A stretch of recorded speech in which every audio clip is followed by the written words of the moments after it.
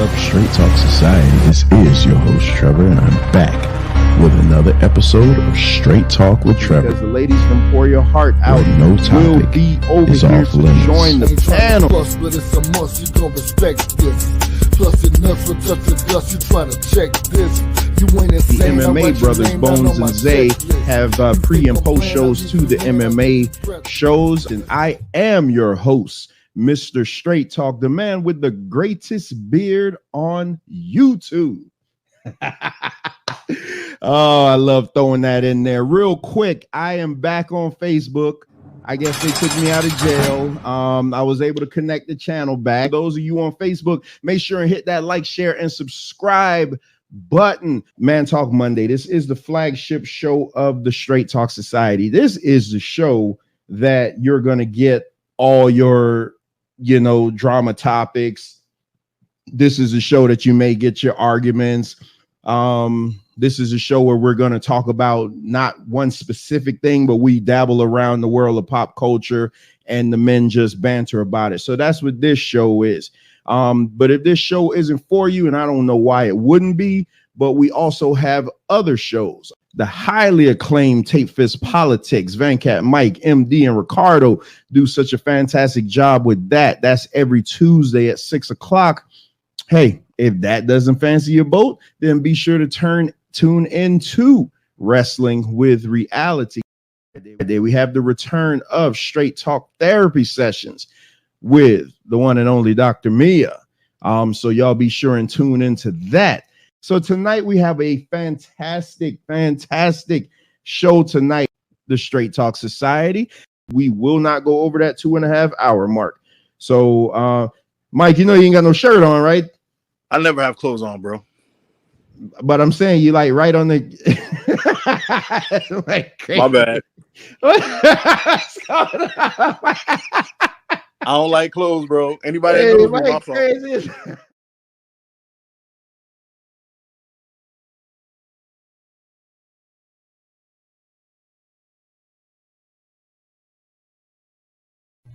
Promotional consideration paid for by the following. Turn snack time into fun time. The great mouth-watering flavors in one convenient pack. Great taste and hard to resist.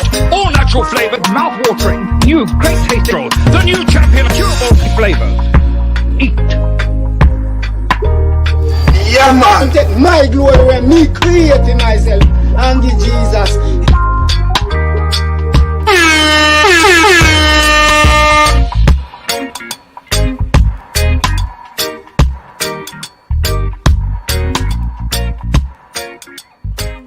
May you mash up this food,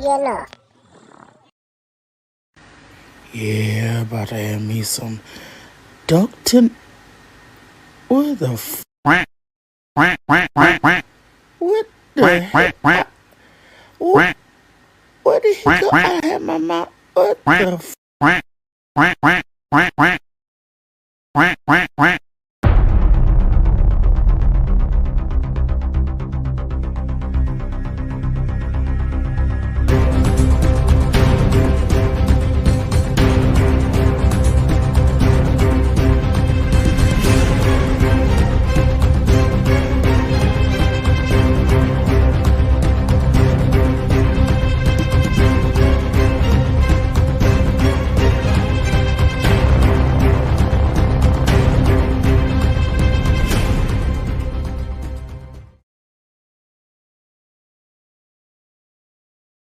Do you really believe that garbage? It's not about believing, it's a matter of fact. So you believe. Let us be aware that while they preach the supremacy of the state, declare its omnipotence over individual man, and predict its eventual domination of all peoples on the earth, they are the focus of evil in the modern world. It was C.S. Lewis who in his unforgettable screw tape letters wrote, "The greatest evil is not done now in those sordid dens of crime that Dickens loved to paint. It is not even done in concentration camps and labor camps.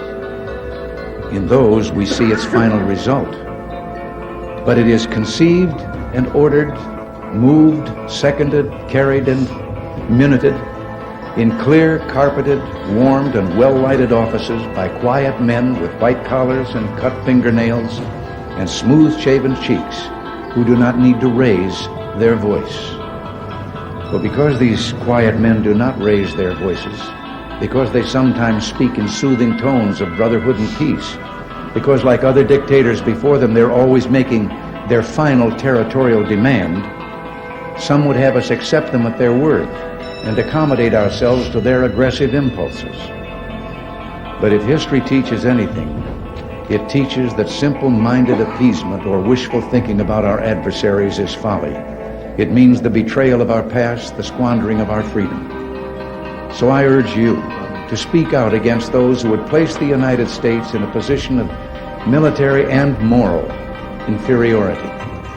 You know, I've always believed that old Screwtape reserved his best efforts for those of you in the church. So in your discussions of the nuclear freeze proposals, I urge you to beware the temptation of pride, the temptation of blithely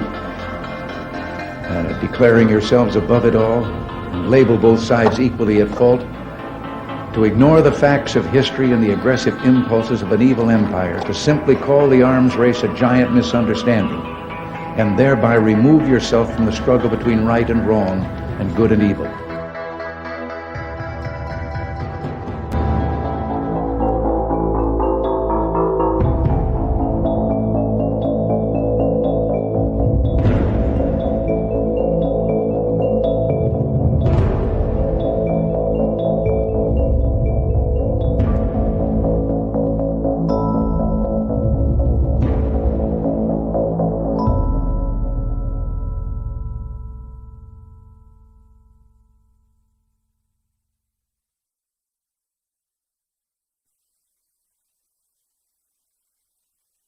Oh shit. Here we go again. You're full of shit. Alright, thank you. No, shush. Shush. In any country, prison is where society sends its failures. But in this country, society itself is failing. I'd like to punch him in the face, I'll tell you. We won the evangelicals. We won with young. We won with old. We won with highly educated. We won with poorly educated. I love the poorly educated. Niggas, you crazy. Grab him by the pussy. I did not have sexual relations with that woman. Stay shut your mouth. Because you don't know what you're talking about. Yes, I did. Hold it. Tough guy. I'm not afraid of physical. Hold it. Don't sit there and tell me I'm not. There's an old saying in Tennessee, I know it's in Texas, probably in Tennessee, that says, fool me once, shame on you. If fool me, we can't get fooled again. They're bringing drugs, they're bringing crime, they're rapists, and some, I assume, are good people. Stand back and stand by with your shut up. Last thing was Olivia Gondak. It says that I wanted to eat her pussy. Olivia Gondak. I've never said that in my life to her. I would never do that. I'm happily married. I've got more than enough to eat at home. Thank you very much. You gotta come see us when you come to New York, VP Biden. I will. It's a long way until November. We got more questions. You got more questions, but I tell you, if you have a problem figuring out whether you're for me or Trump, then you ain't black. Okay. I could stand in the middle of Fifth Avenue and shoot somebody, and I wouldn't lose any voters, okay? It's like incredible. I went to an Ivy League school. I'm very highly educated. I know words. I have the best words. We now have a gun on every table. We're ready to start shooting. By the way, maybe you could inject some bleach in your arm, and that would take care of it. This is the same man. Sarcastic. That was... Even though they're trying to impeach the son of a bitch. Can you believe that? You believe that?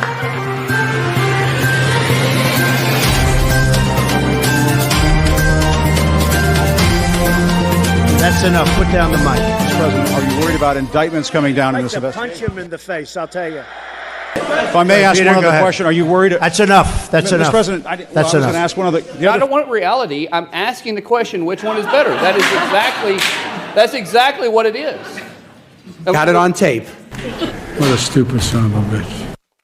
I don't don't like words that hide the truth. I don't like words that conceal reality. I don't like euphemisms or euphemistic language. And American English is loaded with euphemisms because Americans have a lot of trouble dealing with reality. Americans have trouble facing the truth. So they invent a kind of a soft language to protect themselves from it. And it gets worse with every generation. For some reason, it just keeps getting worse. How stupid are these politicians to allow this to happen?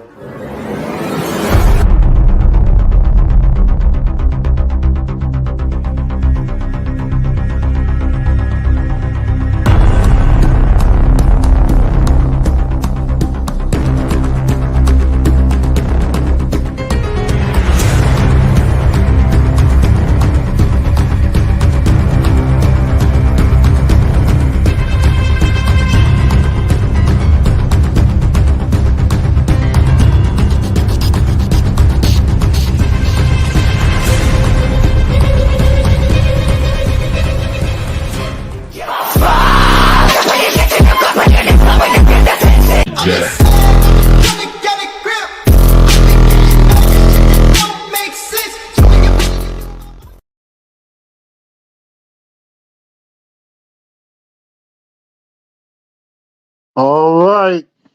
Once again, another Tape Fist Tuesday. This is Van Cat, and I'm on the panel with the panel, the most dangerous panel, political panel. We got MD. What's up, MD?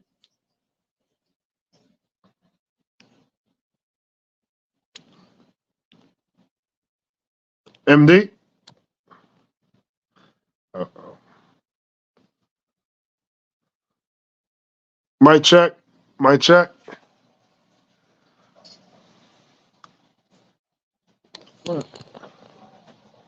Mic check.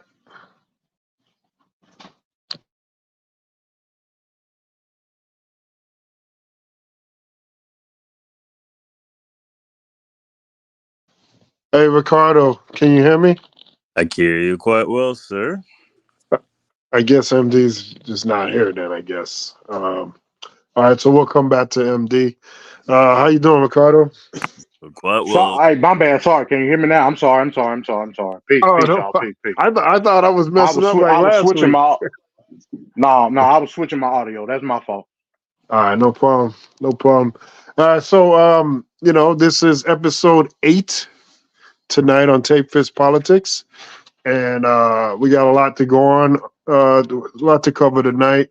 But in particular, we're going to be looking at the chaos that's going on Capitol Hill with the search and the efforts to try to get a new House Speaker. So before we get into it, let's just go into the lead story.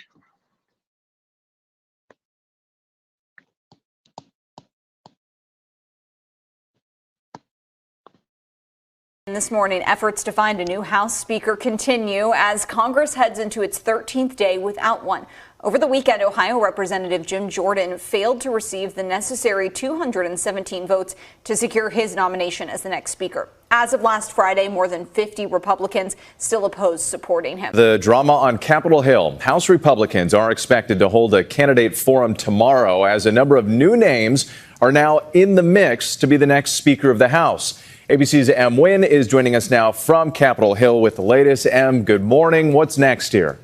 Good morning, Whit. Yeah, a free-for-all race for Speaker is heating up right now. A much larger group of House Republicans have just announced they're interested in the top job after the firebrand conservative Jim Jordan is now forced out of the race by his GOP colleagues who voted against his continued bid for Speaker Friday. That secret ballot coming after his third failed attempt to get elected. The House Speaker showdown, the battle for the gavel, is entering a new phase. At least 9 Republicans have now announced their intentions to run for the post. The GOP holding a candidate forum tomorrow as they try to find someone they all can agree on. And the House has remained without a speaker for more than 2 weeks. ABC's M. Wynn on Capitol Hill tonight. Tonight, at least 9 Republicans are now vying to be the Speaker of the House, setting the stage for a new candidate forum tomorrow. Among the contenders, Byron Donalds of Florida, retired Marine Corps Lieutenant General Jack Bergman of Michigan, and Majority Whip Tom Emmer of Minnesota, who's backed by ousted Speaker Kevin McCarthy. We need to get him elected this week and move on. While Emmer is seen as the current frontrunner, the number 3 House Republican is disliked by Donald Trump's congressional allies for voting to uphold President Biden's 2020 electoral victory. On Friday, House Republicans dropped Jim Jordan of Ohio as the nominee in a secret ballot after his 3 failed attempts to get elected. He's out. What do you think? He's out. The House is paralyzed without a speaker for 19 days now, unable to pass President Biden's $100 billion foreign aid package for Israel and Ukraine, and with a looming government shutdown next month. If we don't have a Speaker of the House, we can't govern. And which, after the candidate forum tomorrow night, Republicans plan to hold a secret ballot vote Tuesday in hopes of actually nominating a new speaker. A House floor vote could come as early as that afternoon. Happening later this morning, House Republicans are holding a meeting to select a new House Speaker candidate. All right, there are 8 GOP hopefuls now in the running for the Republican nomination. It has been 3 weeks and 3 votes since Republicans ousted now former Speaker McCarthy, who says lawmakers should not be allowed to recess until a speaker is named. The party, though, still not presenting a candidate with enough support to take the gavel. Congress cannot govern without a speaker at the helm. That impedes any potential additional aid to Israel or Ukraine. And also, we are now 24 days away from a government shutdown. Hey, so we now have yet another Republican nominee for Speaker. Tom Emmer has just won the Republican nomination. And now it sounds like what Republicans are doing is they're doing yet another vote to see who can vote for Emmer on the floor. So it was who wanted him to be the nominee and then who could back him on the floor. This is kind of what we saw Jim Jordan do the other week, trying to get a sense of his support. And then after that, meeting up with the holdout members and seeing if he can sort of sway them one way or the other. Obviously, Jim Jordan was not able to get to that magic number of 217. And of course, it's a question now whether Tom Emmer will. We know that he does have support across the conference, from some of those more moderate members to some of those more hardline conservatives. But at this point, it really only takes 5 members to block anyone from becoming the speaker. And so we will have to see if those 5 exist in some capacity. And if Emmer can't get it, what comes next? You also saw Mike Johnson, who's currently the Republican conference vice chair, do quite well in the room when it came to nominations.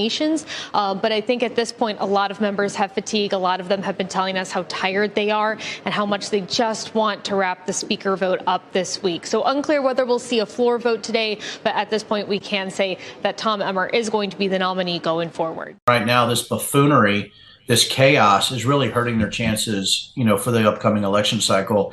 And if Trump doesn't look like that he has some kind of hold on what's happening and he's not seeing the writing on the wall, it could hurt his presidential aspirations also. So I think you get to the law of diminishing returns, and half the battle is showing up. So I think Tom's showing up here at the end might actually serve to his benefit because there's desperation in the conference. Fascinating. I just wonder what impact Donald Trump has at all. I mean, he endorsed Jim Jordan, and boy, that didn't last very long. And how much of the conference answers to him.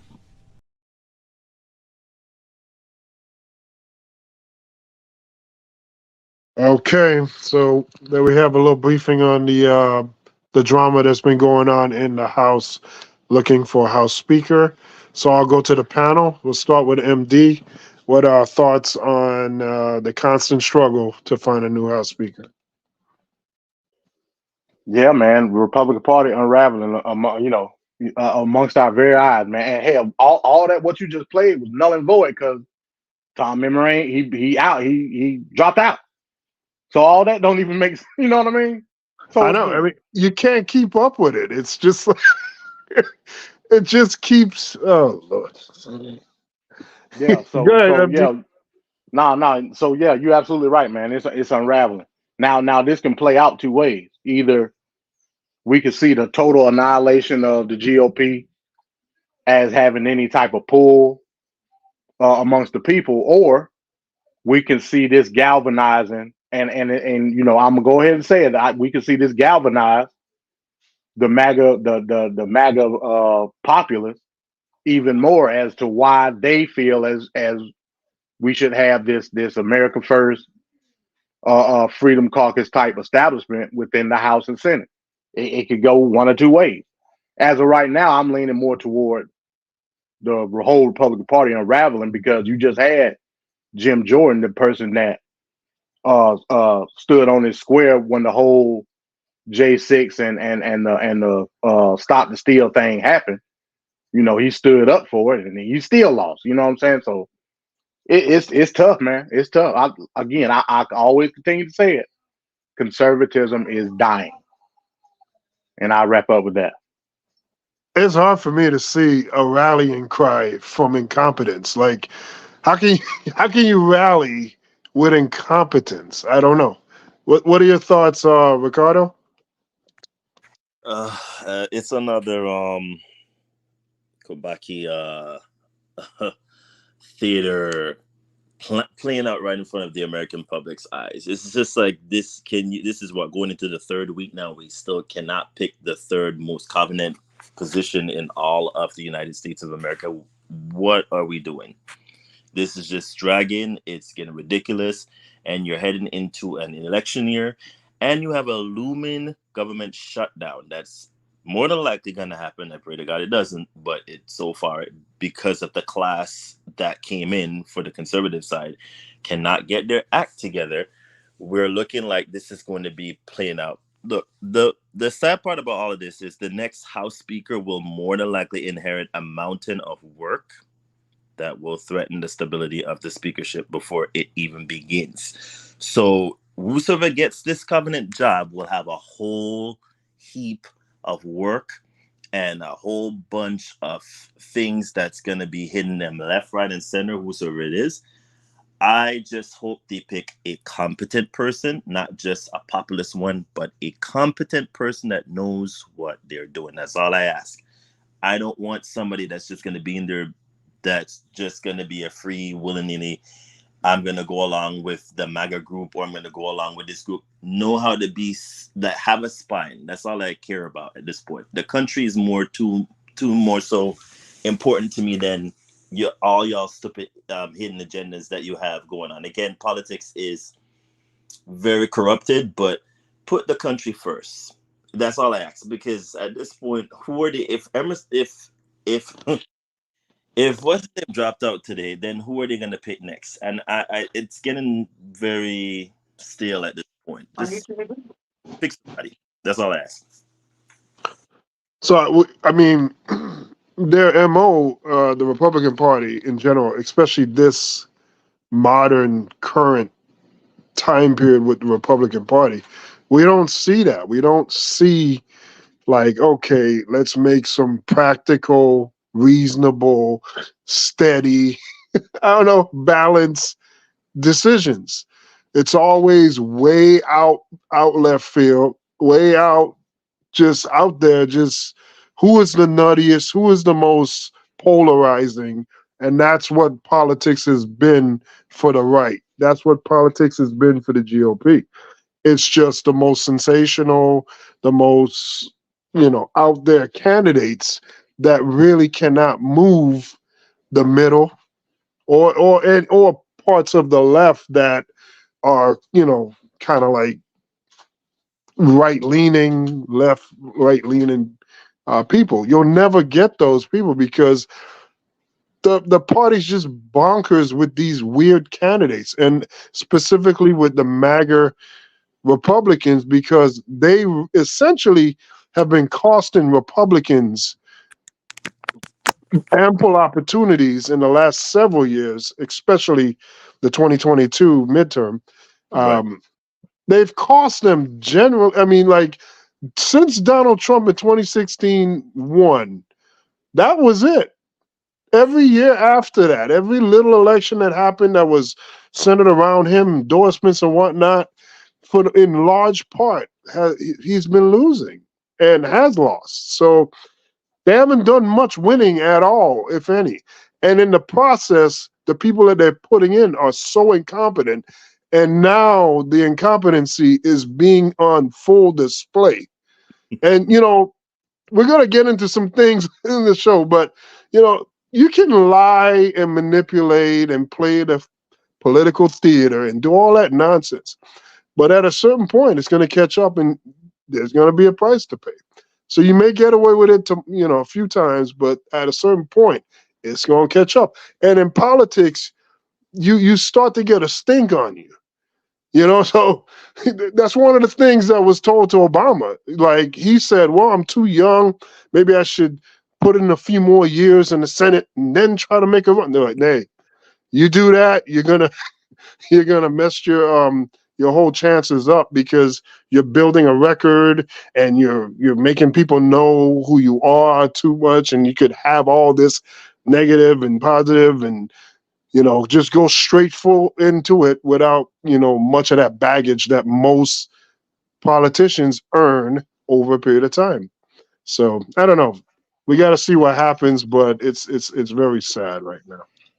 Hey, correct me if I'm wrong. That package deal that Biden want to push out, that was already passed by the Senate, correct?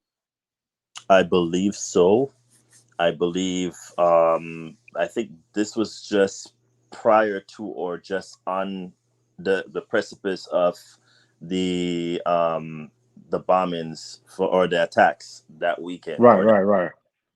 So I think what he did was just to see if he could speed roll it quickly. They all were in the concession. Both sides were like, okay, well, whatever, just, or rather he went to them and they were like, well, we'll see what happens kind of thing.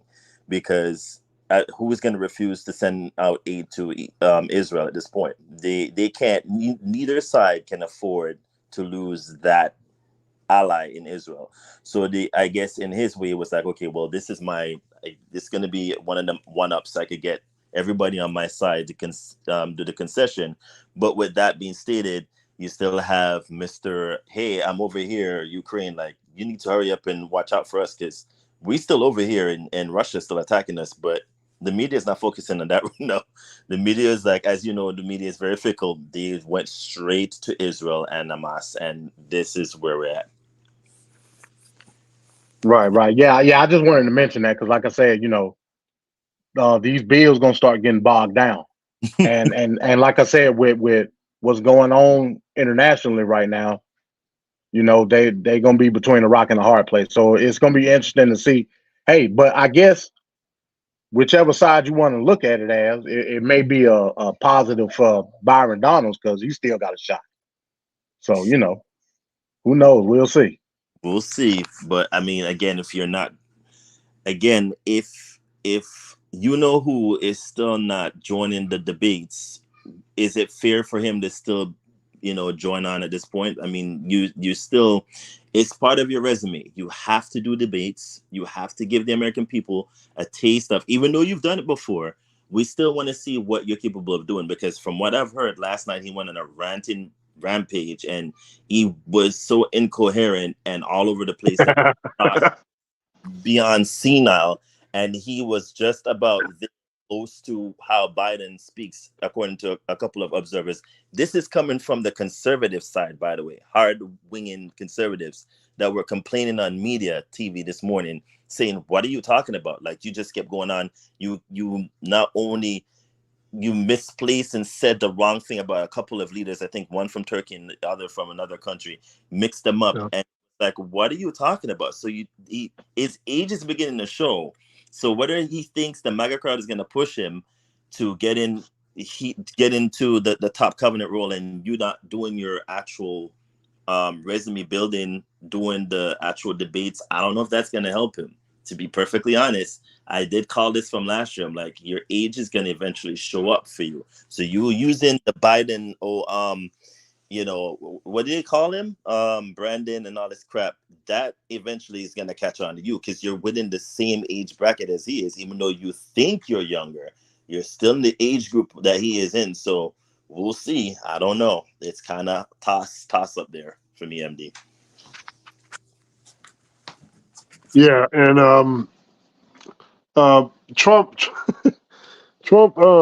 he's just like buying time and staying away from those debates. Because I mean, think about it. You're running on that record. All this mess, all the litigation that's on his tail right now, all the issues and the problems with how he handled COVID, how the last year just fell apart. There's a lot that he's running away from. So if he can ride the wave of the MAGA support that's keeping his lead up there, in his mind, he's like, okay, that's less time I have to say something, do a gaffe, so on and so forth. But, in reality, a guy that's been indicted 4 times, facing major jail time, and quite frankly, people never thought that he would get anything, but it's very reasonable that he's going to have something to answer for with these trials. Something's going to stick somewhere because it's coming from all angles. So he needs to get on that stage. He needs to explain and define, first of all, what is his purpose? What does he plan to do? How is he going to make things better?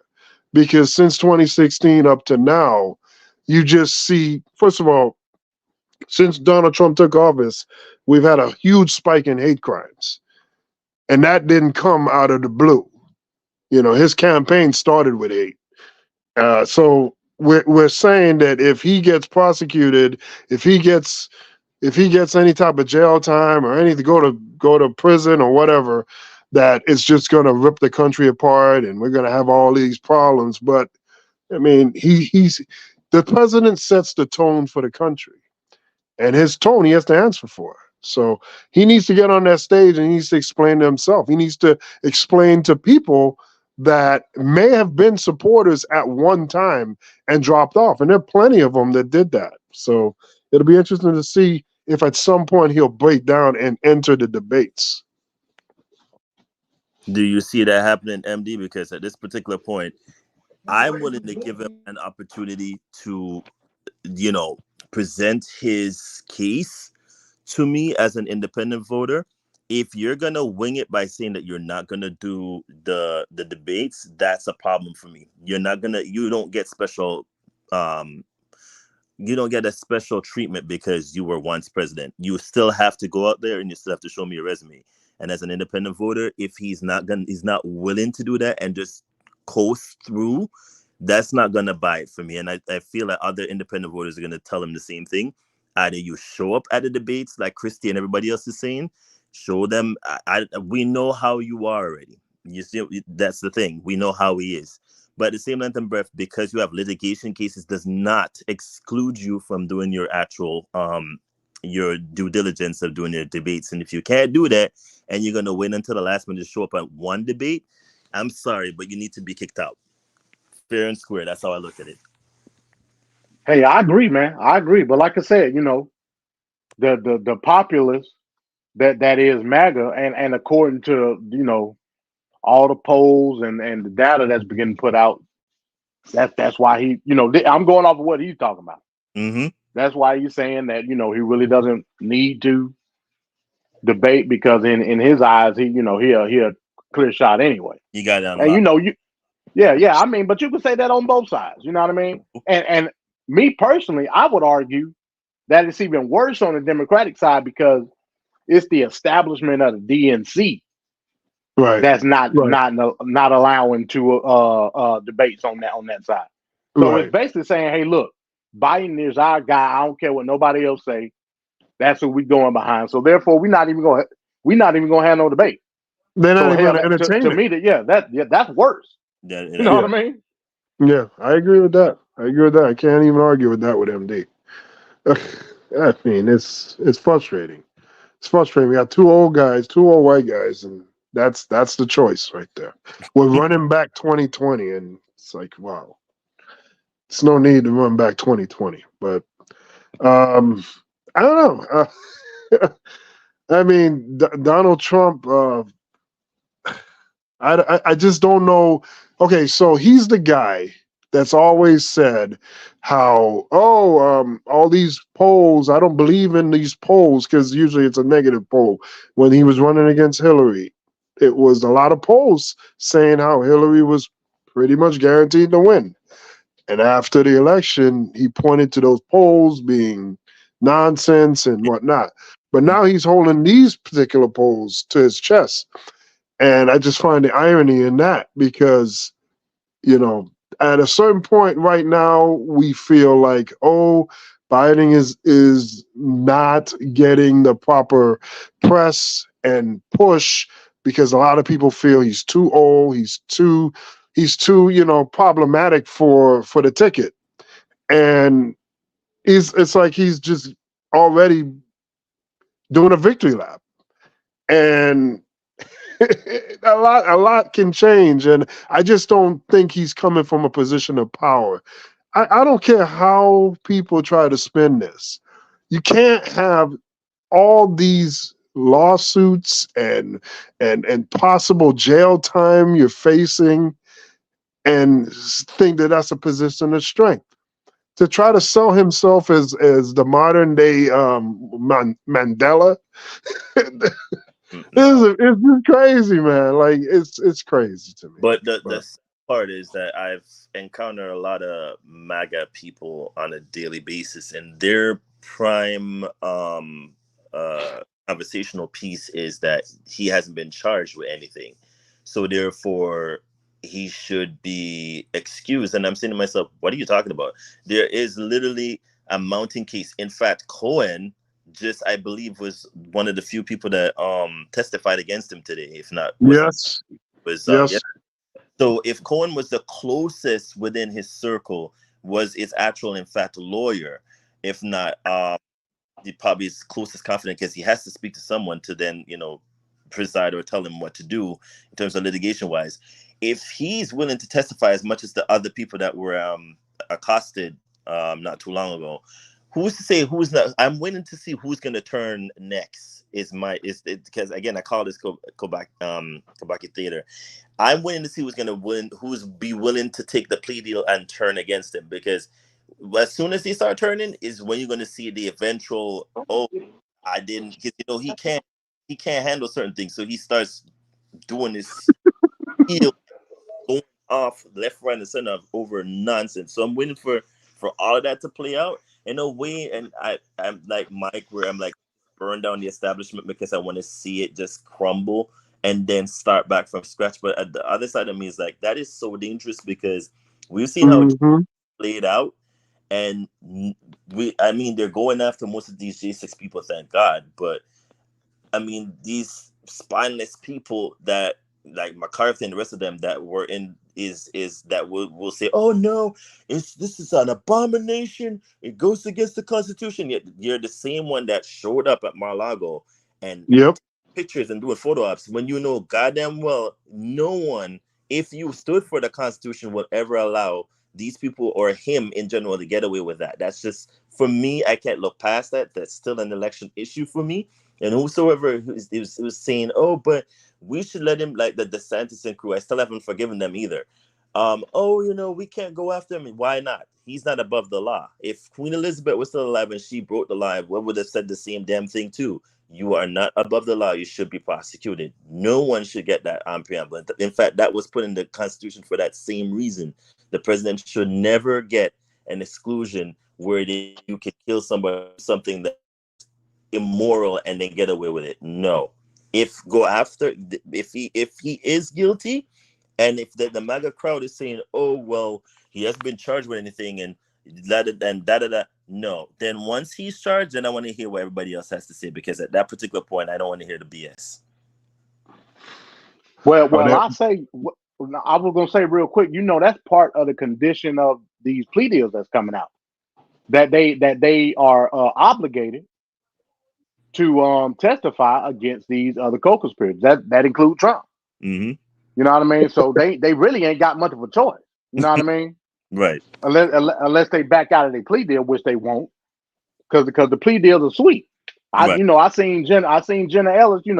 She played a beautiful rendition of white woman. So before we go into that, MD, we'll go to the next segment, in the news segment.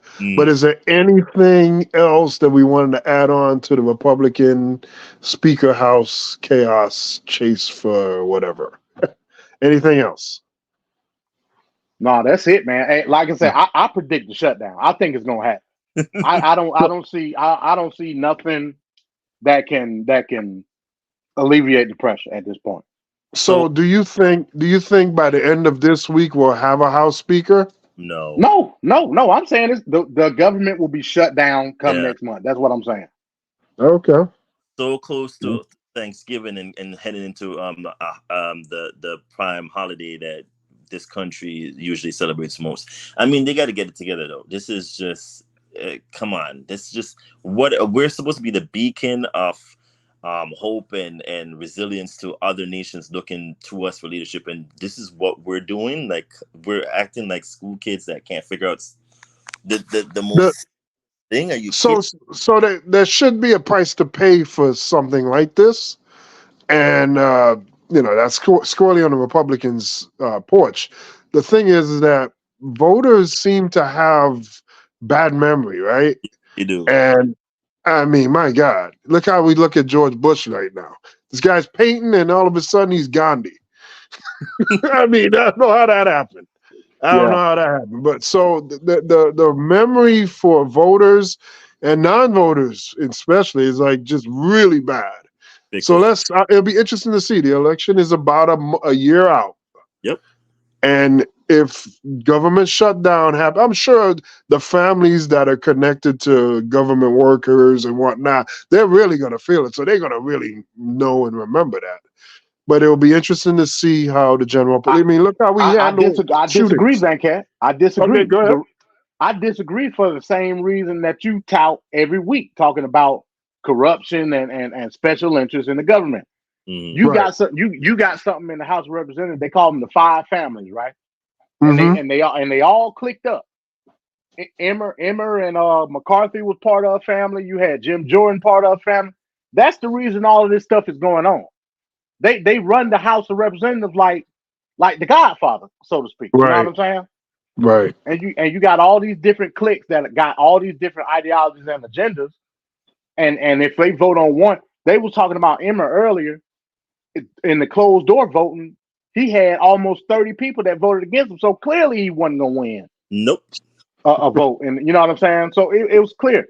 What's gonna end up happening is, like I said, you got, and that's why I said Byron Donald still may have a chance.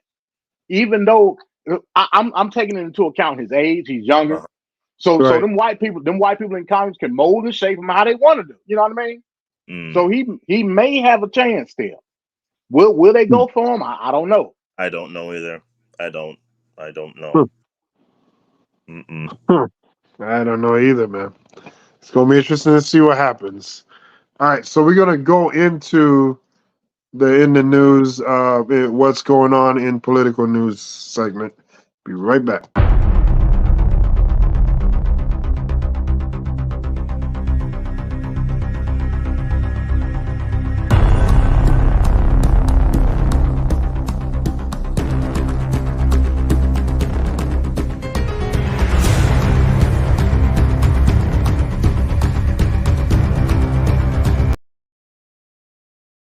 Former Trump legal advisor Jenna Ellis is taking a plea deal in connection with the election interference investigation out of Georgia.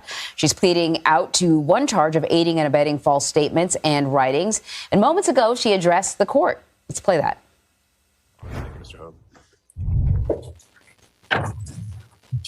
Thank you, Your Honor, for the opportunity to address the court. As an attorney who is also a Christian, I take my responsibilities as a lawyer very seriously, and I endeavor to be a person of sound moral and ethical character in all of my dealings. In the wake of the 2020 presidential election, I believed that challenging the results on behalf of President Trump should be pursued in a just and legal way. I endeavored to represent my client to the best of my ability. I relied on others, including lawyers with many more years of experience than I, to provide me with true and reliable information, especially since my role involved speaking to the media and to legislators in various states. What I did not do, but should have done, Your Honor, was to make sure that the facts the other lawyers alleged to be true were in fact true. In the frenetic pace of attempting to raise challenges to the election in several states, including Georgia, I failed to do my due diligence. I believe in and I value election integrity. If I knew then what I know now, I would have declined to represent Donald Trump in these post-election challenges. I look back on this whole experience with deep remorse. For those failures of mine, Your Honor, I have taken responsibility already before the Colorado bar who censured me, and I now take responsibility before this court and apologize to the people of Georgia. Thank you.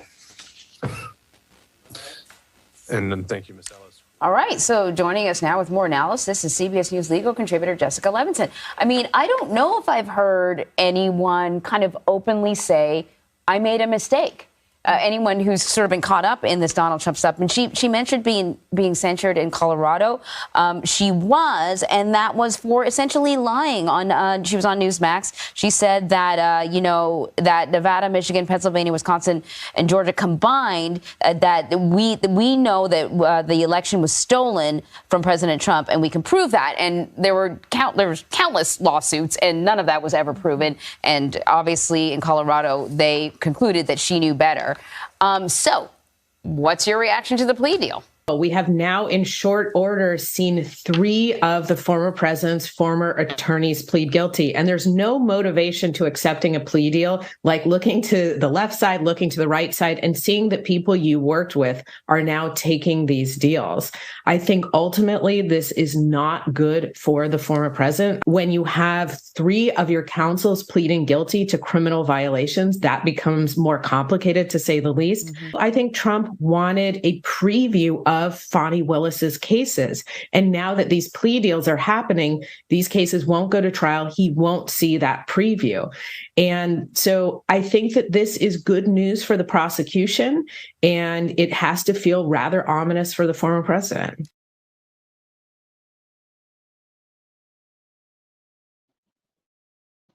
All right, there we go.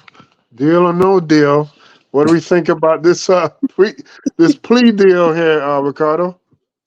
You just, like I said in the chat, it's just freaking rich when you have this woman pulling the crying white woman tears. I'm a Christian with more. Went right to that Christian talk. Right. Once I hear that, I immediately know, yeah, you're full of it. It is just very telling. I was just about to write that in the chat that for Trump, I would literally be mortified at this point, because if they're all turning, it means that there's something in the water. And at this particular point, what are you going to do? Because like I said, I'm willing to see how this is going to pan out. From what I've gathered, his lawyers were saying something to the effect, and I thought this was so hilarious too when I heard this. Because COVID is still going on, we should not have a trial, but nobody's wearing a mask. So what is your excuse here? Because if he was really, really terrified of COVID, you'll be putting on a mask, right? But that's your excuse to say that there shouldn't be a trial is because COVID is still going on and anybody could catch it. Please sit down somewhere and have several seats. This is beyond. Your boy desperate, man. He's desperate. And that's what I'm willing to see how it's like playing out like a soap opera that it's like never ending. And I love it. I want this, like Mike said it best. Just let the whole establishment, do you want to drain the swamp? You want to do all of that? Let the whole establishment burn down, because I'm willing to see how they're willing to turn one by one, each with their plea deal. Because if they're all willing to turn, it's very telling. And I am just willing to see at this point, what is it that you're gonna pull? What hat trick are you willing to pull out your card out of the hat next? Because there's nothing else you could go with. You said they, quote unquote, they had proof they stole the election, right? Where's the proof? I'm still waiting for the proof. Where is it? Because with anything, when people were just like this whole thing with Israel and their side saying one thing and they're saying, oh, they're killing babies, and show me the proof. If you could show me proof, then I will say, you know what, I was wrong, because at least you showed me something. But then when you have like for instance, just to pivot off a little bit, some of the hostages were released, and what on the Israeli side they were saying, oh, they did such terrible things, and when the hostages came out, they were like, they treated us very fair. It wasn't like they did anything to us. And I was saying to myself, well, would you look at that? So this whole time you guys were saying a whole bunch of spiel, and they completely said the opposite of what you're saying to everybody in the media outlets. So again, show me proof is the word of the day that I'm going to go with. If you're going to tout that the election was stolen for you to have won, and you can't show me proof as somebody who's willing to vote for you, You're full of crap. Sit down and let the whole process play out. That's all I gotta say. But not only that, he has like so many lawsuits that occurred about the election being stolen, and none of those lawsuits ended up in a Trump win and this major declaration of, oh my God, look what happened. He is right. None of that happened. It was never proven. All those cases were thrown out of court. I mean, so it's like so many cases they filed, wasting people's time. And the truth is, he was just a fragile cracker, old cracker, that was just butthurt that he lost. And it's embarrassing because you're a big ass man that's just like crying because you lost something. Like, whatever. You're supposed to be a billionaire, you're supposed to be rich. Go live your rich life. I mean, why is this even hurting you like that? When Hillary lost to Trump, she paused for like, I think 6 hours. And the Trump administration came out saying all this stuff. Well, she's delaying and trying to question the legitimacy and blah, blah, blah. She was just checking. Yeah. And then I know she had the right to do that. I mean, it was like 6 hours and they were going crazy. It's 3 years, people. 3 years, this guy still refuses to even say it, let alone acknowledge. What are your thoughts, MD? Man, when she stood up and she started jerking, man, I damn near went downtown myself, man. Hey, leave her alone. You know what I'm saying? Leave Britney alone. She almost got me, but for real. So the key thing that she said that I didn't understand. She said, if I knew then what I knew now. You had Georgia and the Secretary of State audited the election 3 times. Exactly. Three times. No man has won the election as many times as Joe Biden. I mean, my God. So they tried to work with you and tried to coordinate an audit and it still won't happen. Now, her charge, I believe it was aiding and abetting. Yes. Statements and something like that. Meaning that you were basically co-signing and help drafting certain documents to go against what was being said as far as the audit's concerned. All this stuff gonna go back straight directly to Donald Trump. Don't pay a gold, don't collect $200. It's all for him. Like, he's the star of the show. Because some people think that it don't mean nothing that these people taking a plea deal. Well, what are they taking the plea deals for? They're not taking them in regards to saving their own ass from a big charge, because they got minimum roles. We'll call it minimal. They may not, but we will. Minimum roles in a big conspiracy, and that conspiracy revolves around Donald Trump. You can't get around it.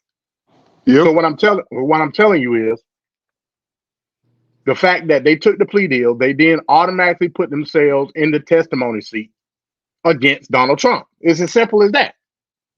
How you don't understand that, I don't know. You know what I mean? But again, we're gonna see the house of cards continue to fall. This gonna happen throughout the course of the rest of the year. You're gonna see plea after plea after plea after plea. and eventually it's gonna come to the foundation of the house of cards, which is Trump. Yep. And that's when we're gonna see the real primetime event unfold. I just don't understand how this honest man has all these people that are around him either in jail, been in jail, or going to jail and doing plea deals and asking to be pardoned when he was leaving office. No innocent people need these things. I don't understand what's going on. This is like so cartoony. It don't even feel real. It don't feel real. But doesn't it show your guilt, though, when you're asking to be pardoned? Just like when Matt Gaetz was asking to be pardoned, and I'm saying to myself, but if you're not guilty of something, why would you be asking President Trump to pardon you, let alone himself as a president asking to be pardoned as well? You can't.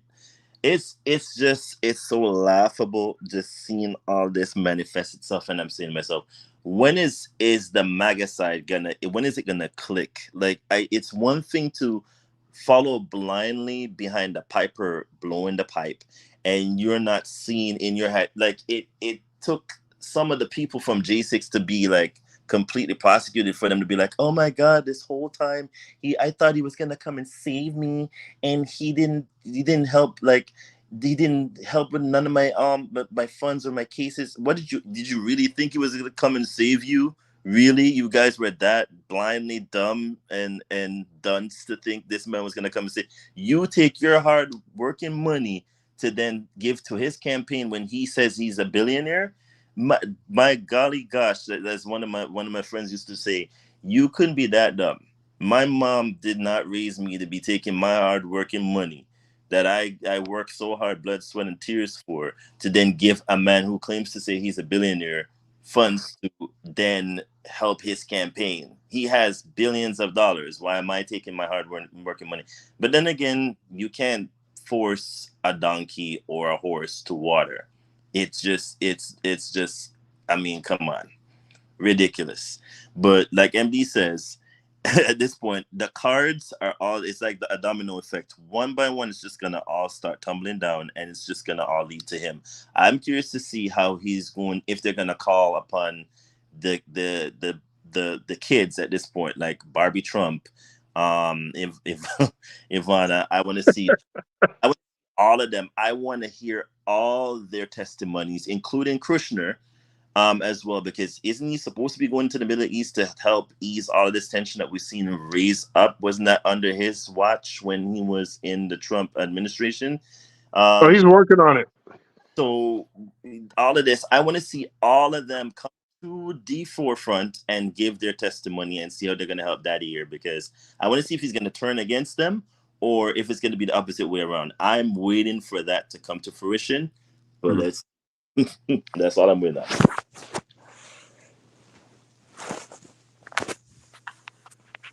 Anything else to add to that, MD? No, again, I agree with all them points. Like I said, man, you know, it's gonna be a train all the way throughout into 2024. You know, I'm interested to see what people like Giuliani gonna do. And if Giuliani take a plea, it's over. It's over with. It's guaranteed to happen. It's guaranteed to happen. Yeah. If Giuliani take a plea, and hell, let him tell it, he ain't got no money anyway. So hell, he might end up taking it. And once he take one, it's over with. But ain't he divorced? I mean, he was fighting over the remote with the wife. So at this particular point, I mean, anything goes, because if you're desperate, desperate times calls for desperate measures, right? So they're willing to do anything not to go to jail. So that plea deal are coming quite handy for a few people, if not most or majority of them. So we'll see. And he should take the plea. Remember, when he got arraigned, Trump didn't help him with the bail. You know, he had to go to the bail bondsman. There you go. He was trying to get the money up. He said he had the money, and I remember all that. Yep. You ain't see Trump coming out the bail bond. Let's not forget that black guy that was just. Oh yeah. He was in jail for what? A couple of weeks. Yeah, he said he's been there for a couple of weeks. Everybody gone except for this guy. Oh Lord. Oh God, you guys. But yeah. All right, so let's keep the show moving. We'll go into lame duck session time. So we'll be right back. Ladies and gentlemen, we got him. You're trying your best, but it never feels like enough. I started having second thoughts almost the moment I sat down on the plane. Lights off! Turn them off. They're too bright. Turn them off. Let's go. Ready? We go back a long way. She was 12, I was 30, but anyway. So I changed my return flight and flew back on on the first available flight I could take. I'm sick and tired of smart guys. I'm sick and tired of ordinary people being fleeced. I'm tired of being quiet. I'm sick and tired. I'm just sick and tired. We have this notion that somehow if you're poor, you cannot do it. Poor kids are just as bright and just as talented as white kids.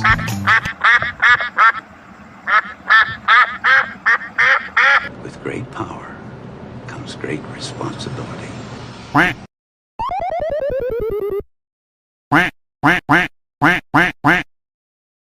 Georgia Representative Marjorie Taylor Greene apologizing for her comments comparing a COVID restriction to the Holocaust. Members of Atlanta's Jewish community tell our Hope 4 that they appreciate the apology, but it's for future actions that they'll be watching. And there are words that I have said and remarks that I've made that I know are offensive, and for that I want to apologize. Might be the first time that the Congresswoman has apologized for anything in her tenure. In a last-minute press conference, the Georgia representative apologized for comments she made a month earlier. During a May podcast, Greene compared a House floor mask mandate to the Holocaust. She later tweeted comparing vaccination logos to Jewish people being forced to wear a gold star. But after a visit to the Holocaust Museum, Greene said she was reminded of her recently deceased father, who always told her to own her mistakes. The Holocaust there's nothing comparable to it. There is no comparison to the Holocaust. The only comparison that one should make about the Holocaust is to the Holocaust itself. When people do compare it, it truly is so disgusting and disrespectful to those who have perished in the Holocaust. Cheryl Dorchinsky with Atlanta Israel Coalition and Dove Wilker with the Atlanta Jewish Committee said they were surprised by the apology and hope it's both sincere and an educational moment. I think what's important is that her followers, her constituents, that they hear the apology and hopefully it changes the way that they view things. And some members of the Jewish community hope Greene moves beyond words to shine a light on anti-Semitism. I think apologies are good, but I think actions are more important. Only time will tell if she truly did learn something. All right, so after her apology, Greene doubled down on her belief that anyone being forced to wear a mask or get a vaccine is under a type of discrimination that she strongly condemns. Freshman GOP Representative Marjorie Taylor Greene under fire from critics as an extremist promoter of baseless conspiracy theories. The generations of Black and Hispanic men, do you want to know what holds them down? Gangs. We have an Islamic invasion into our government offices. They want to put their hand on the Quran and be sworn in? No. She suggested the Parkland and Sandy Hook school shootings were false flag operations and that the attacks of 9/11 were staged. She touted conspiracies from the fringe group QAnon. I just want to say to Nancy Pelosi, she's a hypocrite, she's an anti-American, and we're going to kick that bitch out of Congress. She's also endorsed executing Democratic lawmakers on Facebook in 2018 and 2019. Then she recorded herself in this video, confronting the Parkland shooting survivor David Hogg on the streets of D.C. Why are you supporting red flag gun laws that attack our Second Amendment rights? He's got nothing to say. Sad. 2 years ago, when wildfires were ravaging hundreds of thousands of acres in California and killing 85 people, Marjorie Taylor Greene weighed in from Georgia on Facebook. In a post recently unearthed by Media Matters, Greene theorized a laser beam from space started the deadly 2018 California wildfire. Not just any laser beam from space, but one controlled by wealthy Jewish bankers who wanted to clear land in order to make way for a high-speed rail project. That's right, Congresswoman Greene seems to believe that wealthy Jewish bankers have a secret space laser that can immolate essentially any target on Earth. For those of you keeping score, this means that Greene traffics in anti-Semitism in addition to racism, Islamophobia, and xenophobia. Do you mind stopping at the cameras?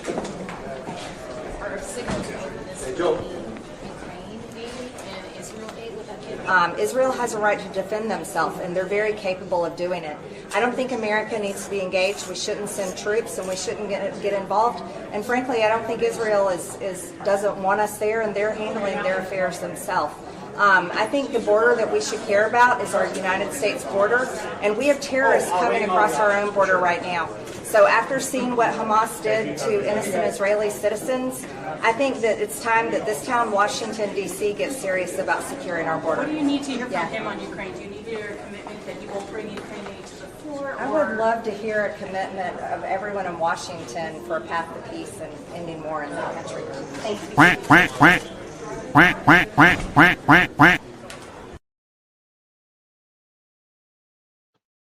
All right, there she goes in all her glory. And by the way, this is an elected official. I just want you to know that. Heavily gerrymandered district, but she was elected.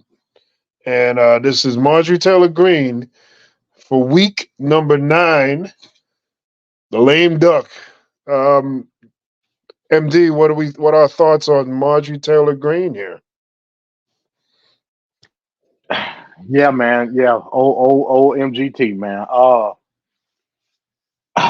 Again, another person between a rock and a hard place with this whole Israel situation, because she was the main proponents of stopping aid when it came to Ukraine. And for the most part, a lot of Republicans went with it.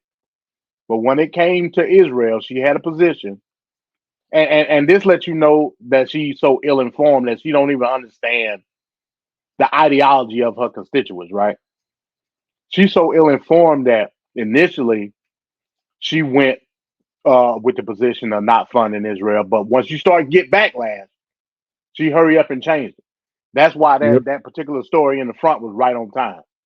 She talked all this stuff about everybody called Black Lives Matter, a communist sleeper cell organization, and this that she'll talk the Islam ban, and that's what we needed, and all this stuff about the border.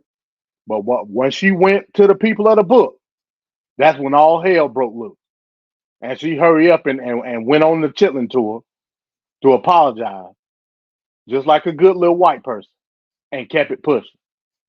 Again, I don't think she tried to play a role that I don't necessarily think that she understands, if that makes sense. Especially when it comes to the district that she's representing, which is highly white, highly racist. You know what I'm saying? She tries to put herself in that position, and I don't think she really understands it. If that make any sense at all. Honestly, I don't. A lot of the stuff that Marjorie Taylor Greene say, I don't think that she truly believes. Right. And it shows based on the comments that she make when the red light come on the camera, because he constantly doubled down and contradicted herself constantly. The whole thing last week about not last week, a couple of weeks ago about the McCarthy thing. Oh, hang McCarthy, put him on a stake. Then when the vote come down, well, maybe we shouldn't vote him out, and she voted against it. You was the main person standing on the steps on the U.S. Capitol saying that McCarthy sold y'all out with a backdoor deal with money to Ukraine. You were the main one. And then turn around when the heat get on you, when the vote come down, you vote nay. But everybody else voted yay, so we got him up out of there. Hence the position that we in now. You all over the place. You know what I mean? And like I said, I think it's because you don't truly understand her constituency. She's not. I ain't gonna necessarily say she's not smart enough. She just don't understand it. She's playing a role. At the end, that's me. That's why she's so polarized. She's playing a role. The thing last week, I believe I shared that video with y'all, where she was at the Capitol when the Jewish people was in protesting and calling it the October 18th insurrection. Look at the insurrection that's in the Capitol. It was some Jewish people singing hippie songs and all that stuff. I'm like, come on, like, what are we doing? You know what I mean? So yeah, man, that's MGT. That's MGT. Peace to Bones in the chat. Peace to Bones. Appreciate you, MD. What do we think, Ricardo, about Marjorie Taylor Greene? All right, so MTG, what can we say about her? I mean, at this point, nothing that she says surprises me, not the least bit. For me, MD, I'm just gonna say she is not smart at all. I mean, she tries to come. I try to give the benefit of the doubt to this woman, but every single time she speaks, it's like, woman, do you not have advisors around you, or you just don't care? I think her constituents are really that set of, when I equate her to like, you have a set of people where you're like, oh, you're that type of person. It's how she comes across to me. Like, the set of people that will say the most vilest things. You're like, oh, you're a racist, but you're undercover racist, and you're like, oh, you're that. So you have to be like passive with them. You're like, oh, so you're that type of person. That's how she comes across to me.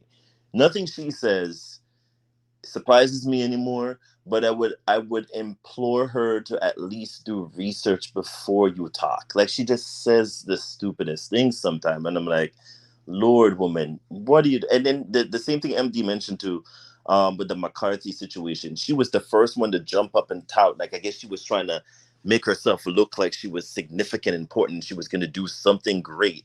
And as soon as the votes came, she was like, "Oh no, let me tell you something about MTG. She's the first person that I know of that will have everybody on speed dial.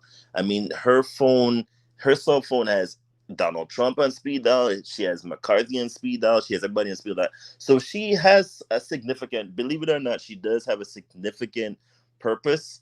As for what that is, I'm not particularly sure in the class that came in.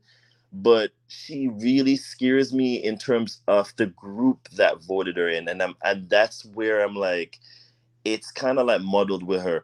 I just hope that she has advisors that can now, if she wants to then make herself look, they come off with a clean slate, just have somebody advise you. Stop talking. I mean, at this point, when she went after the Stoneman Douglas kid, I was saying to myself, like, woman, don't you have any sense? Like, really, you're going after somebody that went through trauma, and you're gonna say a whole bunch of stuff that don't even make sense. Have you ever been through something that traumatic where a person literally was shooting, killing people around? Like, what are you doing?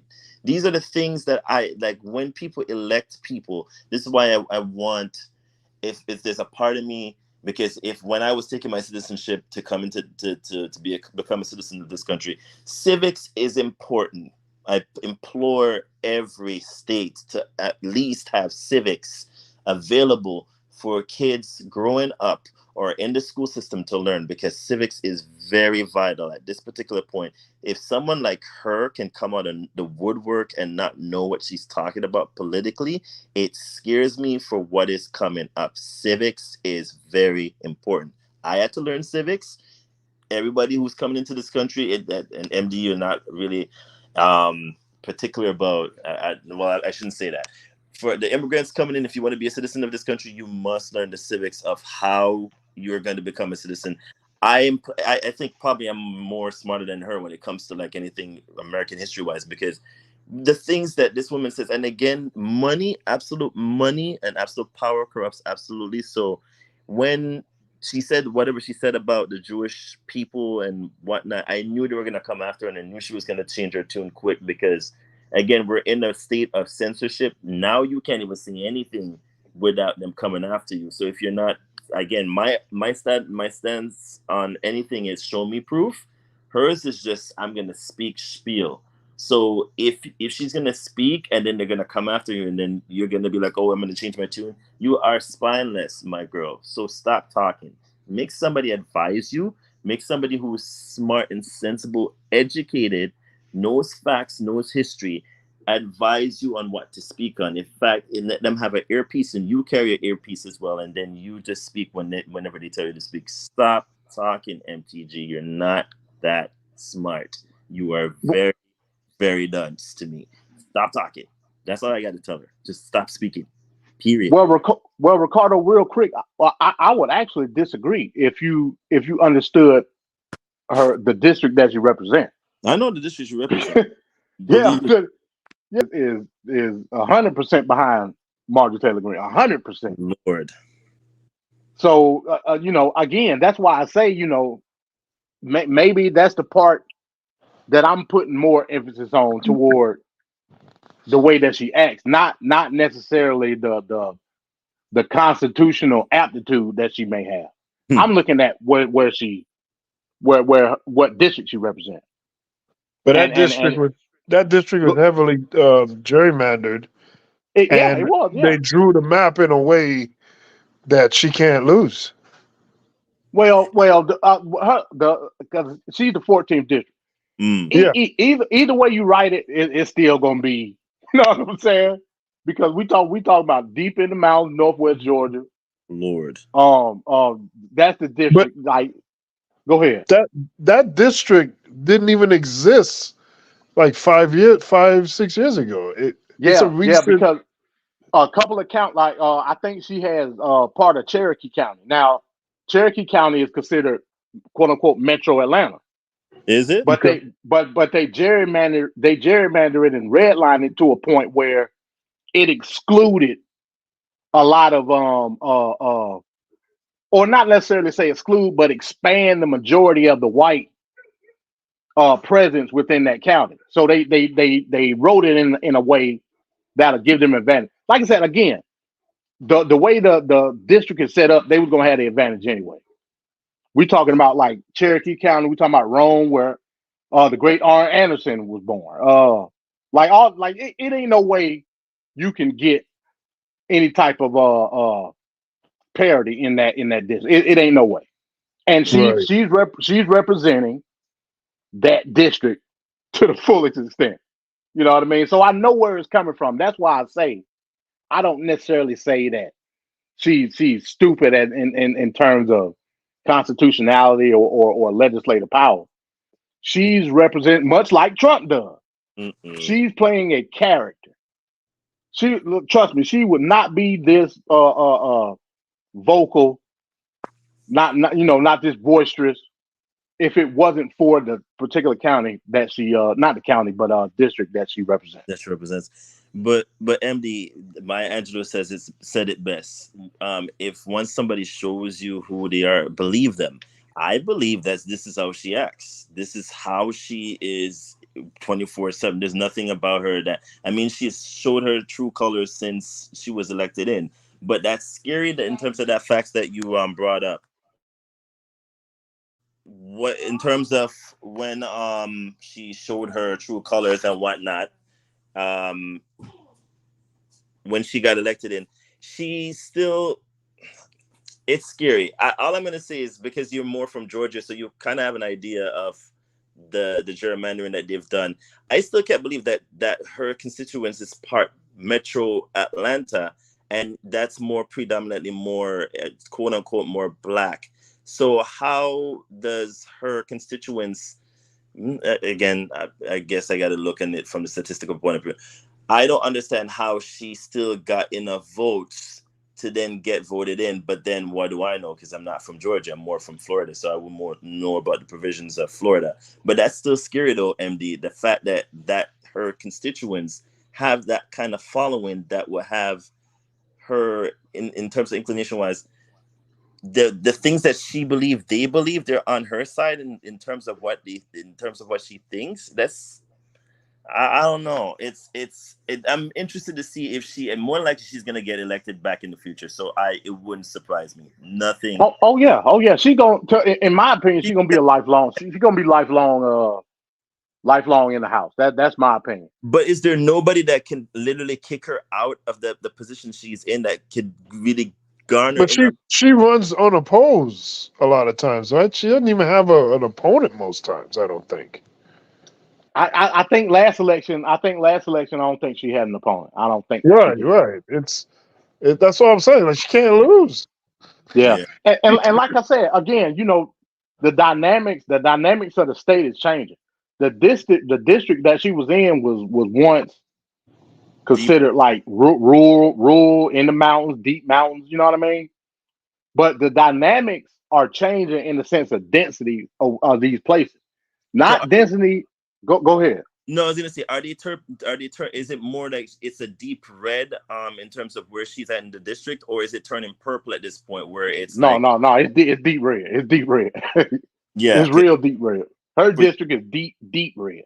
Got you, because that's where I was trying to figure out, are they turning purple? Because at some point, no, because if they're turning, then that says a lot. But I don't think.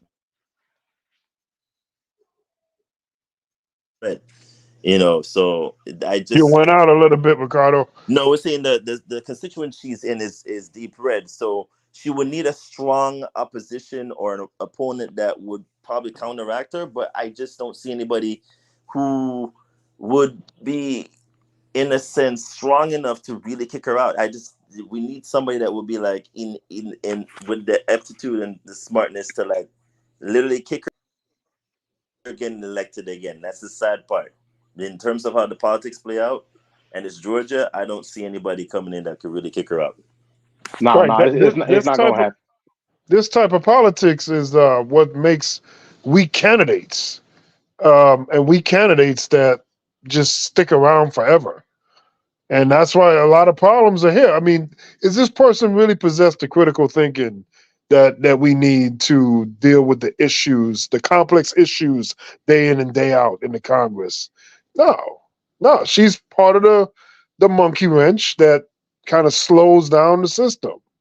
And then she puts on a theatrical performance, every week on the news. So this is a problematic situation in American politics.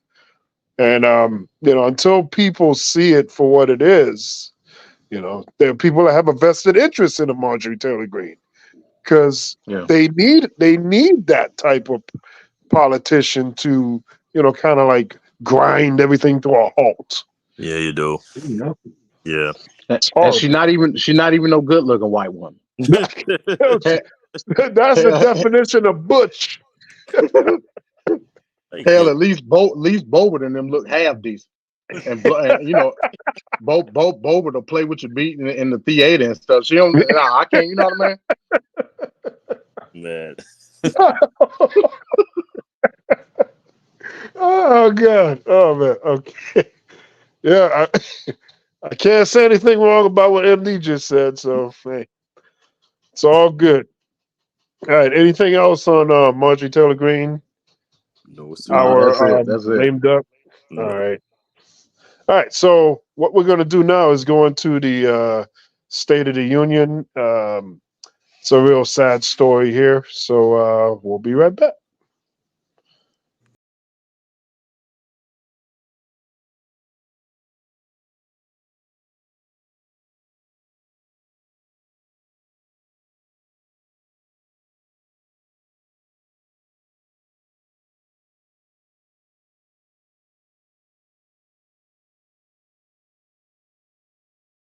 Police in Detroit are investigating the death of a popular synagogue president and political activist who was found stabbed outside her home. The attacker is still at large, and NBC's Jesse Kirsch has the latest from Detroit. Samantha Wohl was the board president of this downtown Detroit synagogue. We still do not know why she was killed. Detroit's police chief asking people to be patient as the investigation continues, stressing no one should be drawing conclusions until facts are reviewed. But Wohl's death comes as federal authorities have a renewed focus on protecting Jewish American, Arab American, and Muslim American communities amid the ongoing Israel-Hamas war.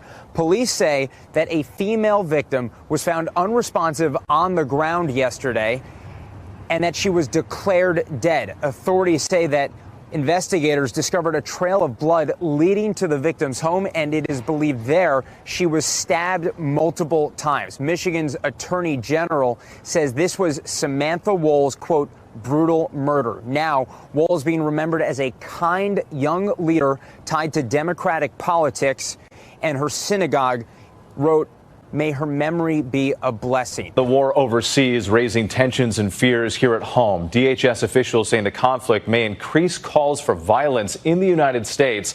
There is concern for houses of worship, military assets, and demonstrations. Marchers taking to the streets across the country this weekend. In Brooklyn, a mostly peaceful protest turned violent. More than a dozen people were arrested. Similar rallies were held in Philadelphia and Chicago, as well as this one in Los Angeles. Turning now to the urgent investigation underway in Detroit after the murder of a synagogue president. Police say Samantha Wohl was found stabbed to death outside her home this weekend. Officials say all possible motives are being investigated. Authorities tell ABC News no evidence has surfaced to suggest the killing was motivated by anti-Semitism. ABC's Alex Perche is in Detroit tonight. Tonight, authorities in Detroit on high alert after the brutal murder of the president of a local synagogue. Detroit police say Samantha Wohl was found around 6:30 a.m. Saturday outside her home. The 40-year-old stabbed multiple times, a trail of blood leading back to her townhouse. She was pronounced dead at the scene. Wohl had led the Isaac Agri Synagogue in downtown Detroit since last year. I'm just numb at this moment. You know, Sam was such an amazingly kind person. I can't imagine anything like this happening to her. Late today, Wohl's body laid to rest, her family remembering her as a beautiful soul. Our world is shattered without you. You brought us light. And Michigan Attorney General Dana Nessel, who previously worked with Wohl, writing, Sam truly used her faith and activism to create a better place for everyone. She really was a genuinely kind, sweet person that touched everyone that she knew. So far, police have not identified a suspect or possible motive. Detroit's police chief saying in a statement, the investigation into the death of Miss Wohl remains ongoing. At this time, however, no evidence has surfaced suggesting that this crime was motivated by anti-Semitism. Michigan's Governor Gretchen Whitmer says that her heart breaks for Wohl's family and friends. The FBI and the state police are now assisting Detroit PD in this investigation.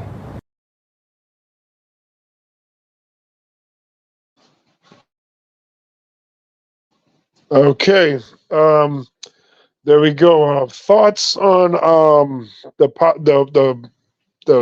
unfortunate murder and possible links to maybe what's going on with Israel or any type of anti-Semite situation. What do you think, Ricardo? Yeah, just like last week when we had the that neighbor that killed the that 7-year-old because of the rise in tension of what's transpiring in the Middle East. Look, it's one of them things that we got to be careful as a country not getting so hyped up about. I'm not liking the uptick, and we've discussed this in great detail last week of what we think might start occurring. People just let loose and start doing things that they're not supposed to. It's not that deep, people. Let's not get into the nonsense of the ideology, trying to figure out. It's one of them things where I implore everyone just to do your due diligence and learn and not get manipulated by the media and by the nonsense back and forth of who's right and who's wrong. If you see something where it's like from the perspective of they're doing wrong, you call it out. But you don't need to take up knife and gun and all of this just to prove a point. Like it's a little bit too intense, and we don't want to get into that thing where we start doing this and where we start doing what we did in 9/11, where we literally start blaming Muslim people for everything. And like a point I brought up last week where I was like, if that was to be the case, if you start doing this, then who's to say who's to say you would then start blaming every white person for like what Timothy McVeigh did in Oklahoma City bombing? Like every white person going forward from then is evil. So you can't think along that lines where now we're going to be saying like not every person that's Jewish or not every person that's Muslim or not every person is the same. Everybody has their own differences in how they're going to cope, deal with, or handle how we're going to do going forward. But with this idea that we're just going to take up knives and stabbing people because you don't like somebody who's Jewish or you don't like somebody who's Muslim, or it's a little bit too personal and too deep. Let's not get into this whole religious ideological nonsense. It's a little bit too tense, and that's what we're heading into. It's a little bit too intense, and I blame the media for this again. I implore us as American citizens to try to rise above that kind of mentality where it's just a little bit too it's almost like a manipulation in a sense, because when you see images of certain things, you kind of like go, oh, well, this person's right. And that it's up to you to know how to differentiate when you're being manipulated in terms of how you're thinking compared to the ideological way of how certain people want you to think. So it's a little bit scary, but I think we can rise above what we're seeing here, but it's still not right. And I will call out both sides and implore both sides, whether you're conservative or liberal, let's not get into this nonsense, because I didn't like how it played out during 9/11 or after 9/11, and I still don't like what I see going forward now, because I'm hearing one side not being fair compared to the other side. Like, you're seeing images of kids dying, and then you're saying, oh, but they attacked first. Does it make a difference? You're seeing, as a father, again, I said this last week, as a father of 3, I do not like when I see images of kids dying, and then you're going to say, but they attacked first. It doesn't make a difference who attacked first. Somebody is literally dying, and you're seeing in front of you. It's still wrong, and I call it out. And if you can't call it out for what it is, then you have the option of one or two things: voting out the person that you think can make the change, or voting in someone that could do better. And that's all I'm going to leave it at. I mean, I agree. Ricardo. Well said. Go ahead, MD. Yeah, I was gonna say, I pretty much agree with everything Ricardo said. Also, you got to take into consideration again, like we was talking earlier. We're talking about ideologies, right? The American ideology is solely focused on Israel. Like, that's just what it is. And like I said again, that lets you know we're living in a mad world. Most Jewish, especially young to middle-aged Jewish people, are highly liberal in America, highly liberal. Yet we tout this conservative image of Israel, and we push it upon the people, and perceive it as something right and just, totally going away from the other aspect of it, which is Palestine. But in any event, again, I agree with what Ricardo said. A lot of it is media. Let's just keep it real. You know what I'm saying? The media pushes a certain narrative, and they try to tiptoe through the tulips, a tightrope, when stuff like this happens. Like I said, again, we don't know what motivation this murder was. We just don't know. But because the media has an obligation to create a narrative, they'll sprinkle a little bit of allegation in there, which this article did. This news story did. It's gonna continue to happen. Like I said, y'all might well get ready for it. I already know what's gonna happen, and until a true resolution comes from that conflict, whether it be peace or total annihilation, it's gonna continue to happen. And not just here, but worldwide. I saw another report where it was a guy that got caught, and I guess he was driving somewhere, and he got caught. He was supposed to be going to a pro-Palestinian parade and was going to mow everybody down in his truck. I believe that was Michigan where that happened in as well. Like, these people are crazy. Yep. These. I guess he had like a manifesto and some stuff in the car, and that's how they got it. So yeah, these people are crazy because they rooted in the ideology of what America's supposed to be in terms of that whole conflict. We are looked at as the harbingers of Israel. Let's just keep it real. You know what I mean? And that's a highly conservative, not knowing any drawback or any reasoning behind the rhyme. Just because America say that's what it is, a conservative mindset is gonna go with it, hook, line, and sinker. And that's the issue that we got to get away from. Again, when you talk about America first, Republicans and MAGA and stuff like that, then turn around and push away Ukraine. But when Israel get hit, it's all about Israel. How oxymoronic is that? I thought we was America first, but it's not America. It's not an America first agenda. It's what America tells you is first and foremost as far as an agenda, and that's what we got to get away from. So the killings going to continue to happen. The retaliations are going to continue to happen, not just in the U.S., but everywhere in the world, because there's a sentiment of Israel they supposed to exist based on an ideology. Don't you find it, MD Ricardo, how, I mean, how quickly those funds can just materialize for, months ago, this wasn't even on our radar, and boom, it hit. It almost feels like they were waiting or whatever. I don't know, but it's just amazing how they're doing what 100. What was it? 100 billion Yes, for sir. Israel. And could you Yes, yes. imagine what that 100 billion could do to a situation like in San Francisco, where you have all these homeless people all around? Like it's just homelessness everywhere. Oakland, California, Portland, Philadelphia, friggin' West Virginia, Kentucky. I mean, there are some places that are like just permeating with poverty.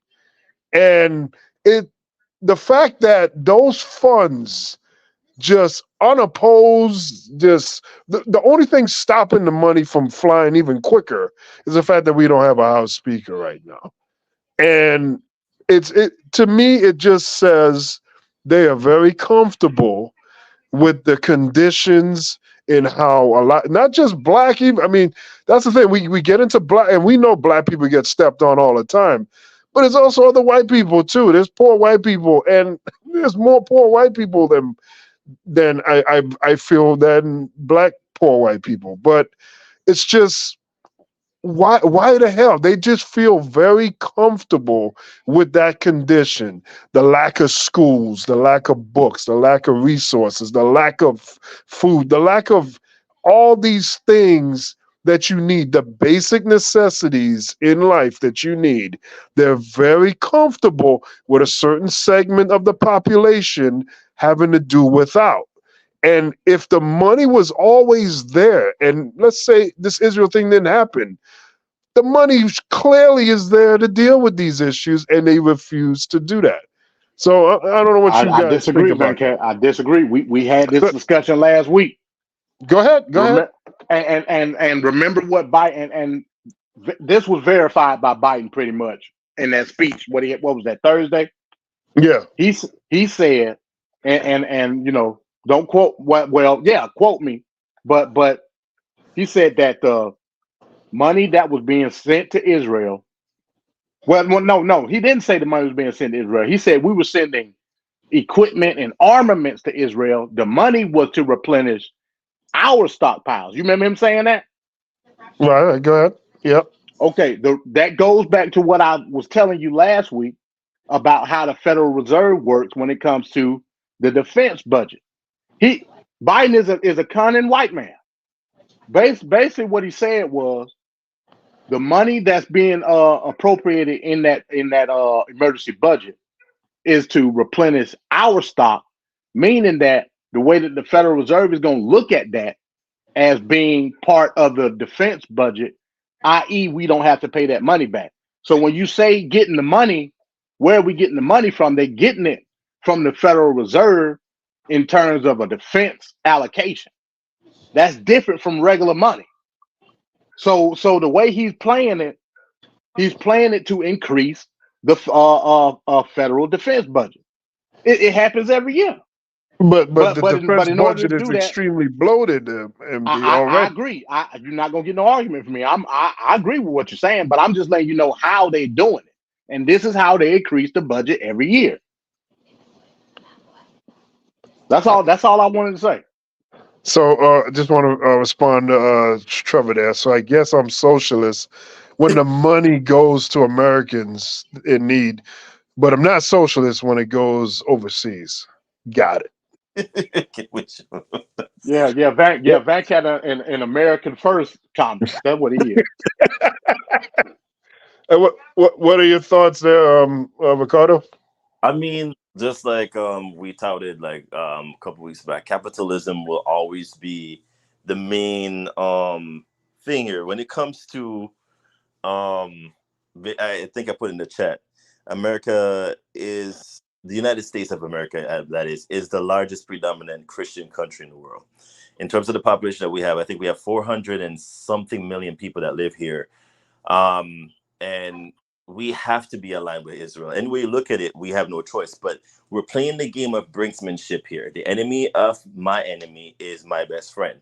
You still have to be close to Israel's, I wouldn't say enemies, but I would say their closest inclined countries that are around them in terms of neighbors wise. And the United States has to walk on eggshells and navigate very careful in terms of being the predominant world power. It has the kind of logic that we have to go with is that we have to keep them all appeased without it being conflicting, because once one person is unhappy, it sets off a domino effect. And that's the reason why we have to be aligned with Israel, because they consistently will feel like they're by themselves in a predominant Muslim surrounded area.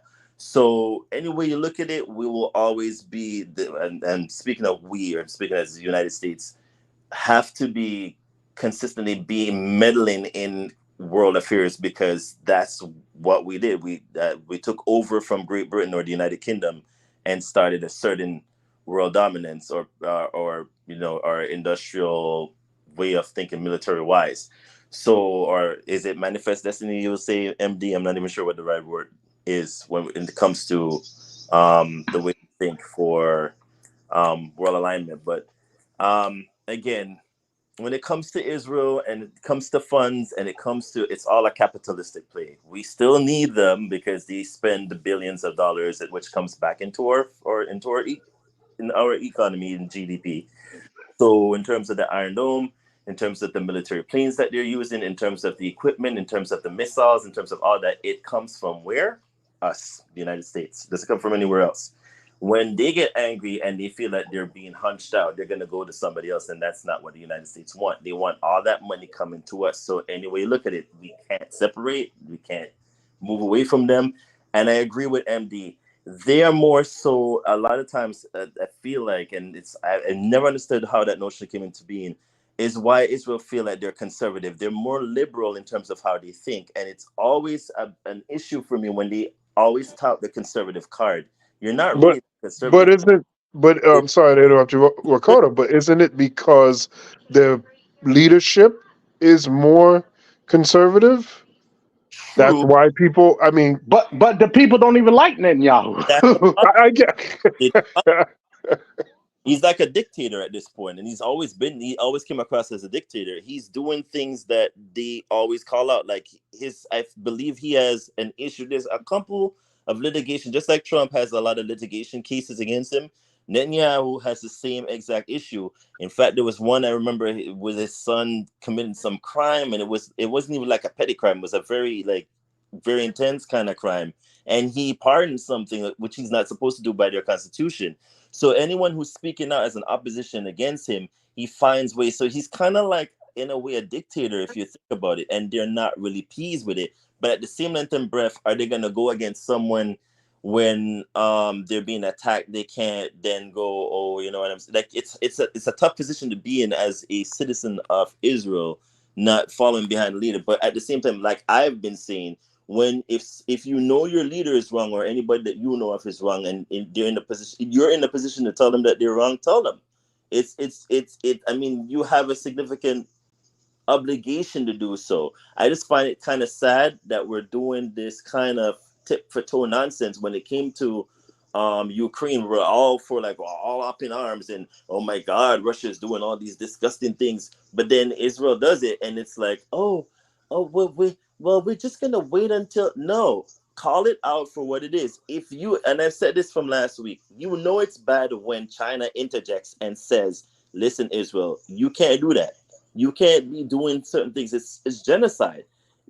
For me, that was very telling, because I've never heard China interject and say anything other than when it comes to like their affairs, or when they're trying to like spread their agenda or go over in the Pacific and take over these islands. For them to say, Israel, you're wrong, it says a lot. So for me, if nobody else should be calling out Israel for what they're doing now, it should be the United States. But again, it's conflict of interest, because the funding, most of the military things that comes from this country. So to lose that position is going to be like taking billions of dollars from out of our pockets. which the politicians are not going to do. Right. Let's call it for what it is. They're not going to do it. They're not going to lose that much billions. Plus, we share military reconnaissance with them. So at the same breath, I don't understand how we meddle so much, but then we can't walk the tone line careful, because the same military equipment is also going to Saudi Arabia, which then killed one of our citizens or permanent residents. And we've yet to solve that case and yet to call out their leadership in Saudi Arabia. So again, we're all interjected in all these things in the Middle East, but we have to walk a very fine tone line on eggshells, because the minute we do something wrong, they're going to call it out, and the United States can't afford to lose any one of these neighbors for obvious reasons. So it's kind of hard, Ben Cat. I hate to say it, capitalism rules here. But is it socialism, though, for us, the citizens, to then say you're taking $100 billion to give aid to these countries? Nothing wrong with that, but keep it in our backyard, because we need the help more. This country needs the help. We need to help our citizens that are in dire need here. But then they're like, oh, but if we don't do this now, who's to say years from now it's going to be an issue? I don't care. I mean, if it means you send me $2,000 this Thanksgiving and it helps boom our economy, so be it. But that's me being selfish, right? So what do I know as a U.S. citizen? I'm just... Think of it this way, Van Cat. You got to remember, per capita, even though Israel is little, per capita is one of the gayest countries in the world. You know, they got the largest gay parade in the world. So they very liberal. I never knew that. Yeah, per capita now they the gayest country in the world. But again, like I said, they very liberal. They don't rock with a lot of the policies that Netanyahu got. But it's just like 9/11. When 9/11 happened, we all was ready to fight. You know what I mean? Yep. So it's that type of situation. That's what we're dealing with. At the end of the day, Israel is a proxy state. That's all it's there for. You know, and we gonna defend them tooth and nail for them to keep that position. That's what it comes down to. Yes, we will. Anybody want to answer Maria G here? Why is Israel our biggest ally? You want to answer for MD? Well, I mean, again, it's all about perspective. In the perspective of us as regular American citizens, is more of a conservative ideology that Israel's supposed to be there. But that's not why they did it. They did it to be a proxy state of the Middle East, be a buffer state. Just like, in my opinion, they doing with Ukraine. Ukraine is being funded to be on the heel of that Eastern ideology. Democrat. Same, right. The same with Israel. Israel is there to be a buffer to that Middle West. I mean that Middle East good oil. And before all this happened, they Saudi Arabia and Israel were about to get in bed. Yes, they were. And we was gonna have the biggest boom in terms of oil capture that we've ever seen. We was gonna benefit from that too, by the way. We right. Thank you for bringing that up, because I think we all forgot about that too. They started flying for the first from Saudi Arabia to Israel. That was never done before. So there was a whole bunch of gains that would have came about from the alliance that was starting to come about from Israel, Saudi Arabia, and the other, neighbors around. But for some reason now, I don't know. I think they had to cancel all of that out. So in the end, it affects us. Again, it falls back to what I've been saying. Capitalism runs rampant here. Whether or not you like it or not, as U.S. citizens, we might not like it, but we, as a country, with the military complex that we have, we invest heavily in this region. So when it comes to the machinery, when it comes to the missiles, when it comes to the aircraft, everything comes from where? This country.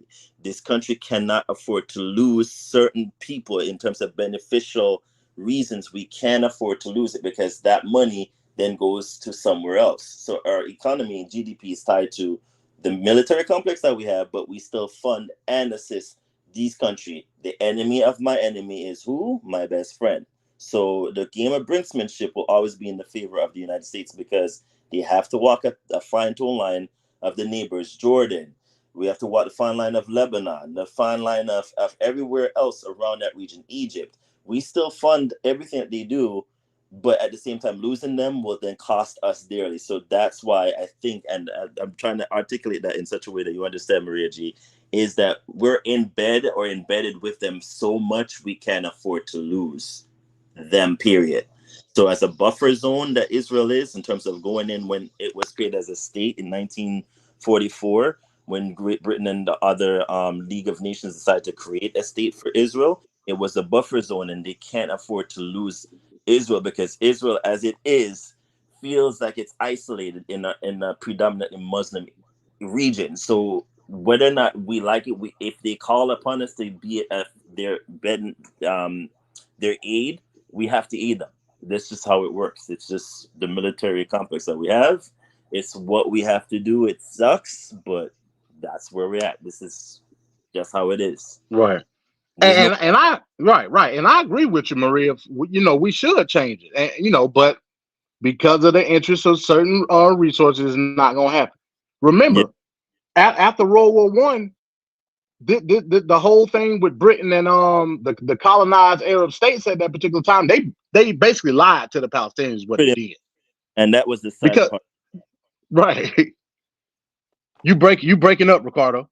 No, I said that was the sad part. They did lie to them, because the way they came and approached it, when they did the League of Nations for afterward, they're doing the Zionistic approach. They literally came in and said, "Oh, we're just gonna put them here, and y'all gonna be working together hand in hand and be neighbors and whatnot." That's not the case here. You literally push them out.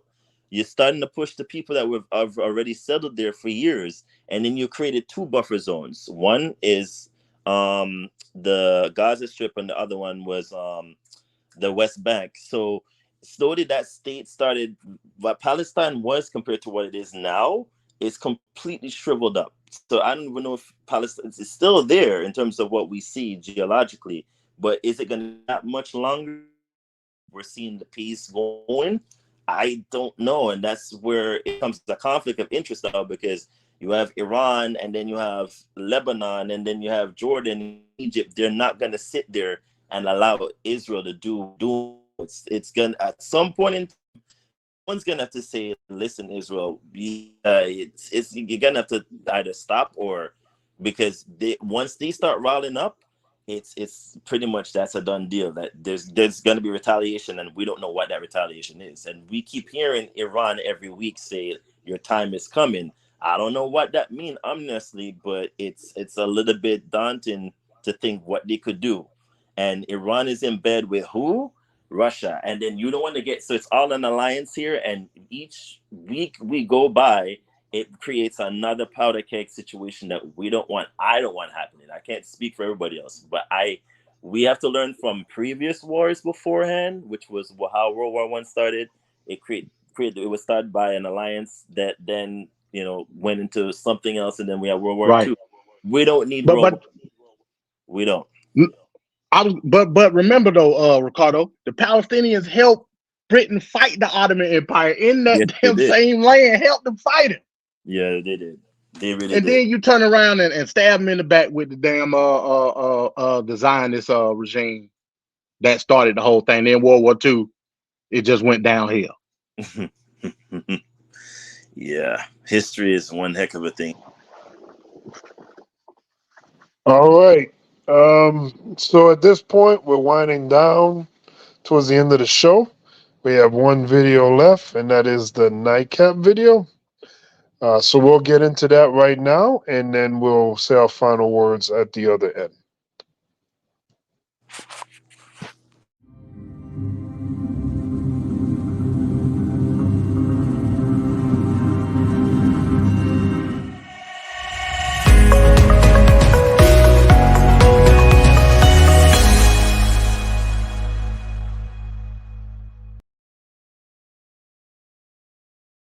Donald Trump gave a campaign speech in New Hampshire yesterday. And let's just say, in all seriousness, by the way, this is not a joke. If Joe Biden had said the things that Trump said, most Republicans would be calling for him to be put in an old age home. I'm for us. I'm for us. You know how you spell us, right? You spell us, U.S. I just picked that up. Has anyone ever thought of that? I just picked that up. A couple of days I'm reading and it said us. And I said, you know, if you think about it, us equals U.S. We had that all set to go, but then we had a little election that went astray. So we have to be careful. You got to get out there and you got to watch those voters. You don't have to vote. Don't worry about voting. The voting, we got plenty of votes. You got to watch election night. You know, it used to be election day, election night. Now it's election month. Now it's election period. Some of these things go on for 53 days. It's terrible. Viktor Orban. Did anyone ever hear of him? He's probably like one of the strongest leaders anywhere in the world. And he's the leader of, right? He's the leader of Turkey. Yeah. Willie, first of all, I just picked that up. Us and U.S. That's interesting. Yeah. Don't worry about voting. Secondly. Third, Orban, of course, maybe he's never even visited Turkey. I don't know. Maybe the leader of Hungary has visited. But it's troubling to me. He calls Orban one of the strongest leaders and says it in a wonderful way. Orban, of course, is the person who shut down all of his opponents. Politically, he's tapped reporters' phones. I would add in, Joe, to the collection of comments that he made yesterday. He compared himself to Nelson Mandela, who, of course, spent nearly 30 years in prison for fighting apartheid in South Africa, saying if he goes to jail, he's happy to be just like Mandela. Also promised in his next term to build, like Israel, an iron dome over the United States. Israel, of course, is the size of New Jersey, so that would be a heck of a project for the United States to undertake. All right, there we go. Donald Trump.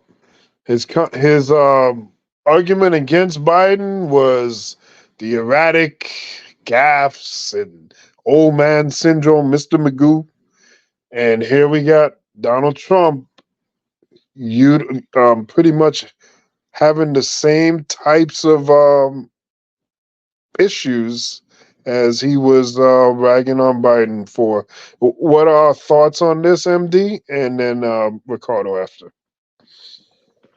Yeah, I saw that when he was talking about, man. He said, yeah, he just picked that up. That us for the U.S. That's funny, man. But yeah, I mean, again, Trump is going to play his role. People going to eat it up. You know, Erdogan, you know, I would say Erdogan and Trump is pretty much the same. And Urban from Hungary. They all want to be dictators at the end of the day. You know what I mean? Erdogan, he screwed with his election and made it to where nobody could campaign on TV and all.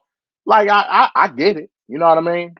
But again, when we talk about just cognitive aptitude with both of them, I say give them the both up out of here. You know what I'm saying? That's just what it is.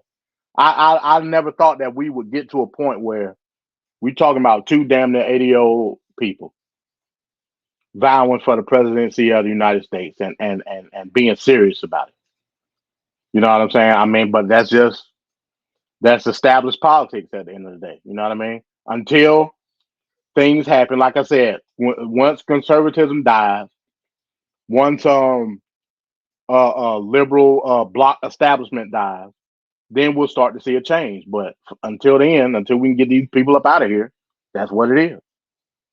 You know what I mean? Hell, it may not happen in our lifetime, but hey, hopefully we can get to a point where we can get some sensible, well-maintained people in legislative bodies that can do good for America at the end of the day. All right, that's all I got. All right, Ricardo, what are your thoughts? All right, so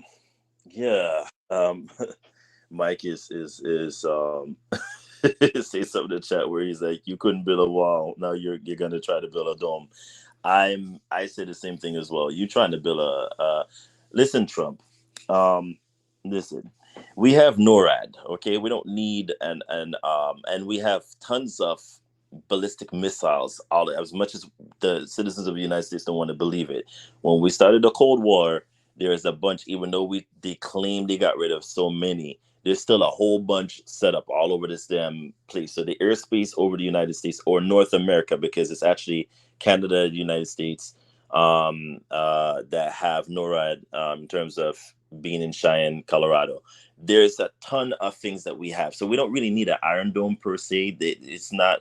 I could understand if it was a situation where it's like dire, but we don't really need an Iron Dome. We have way too much stuff that could facilitate blocking any missiles coming into this country. So whether or not we want to believe it or not, yes, we do. We have that much technology, that much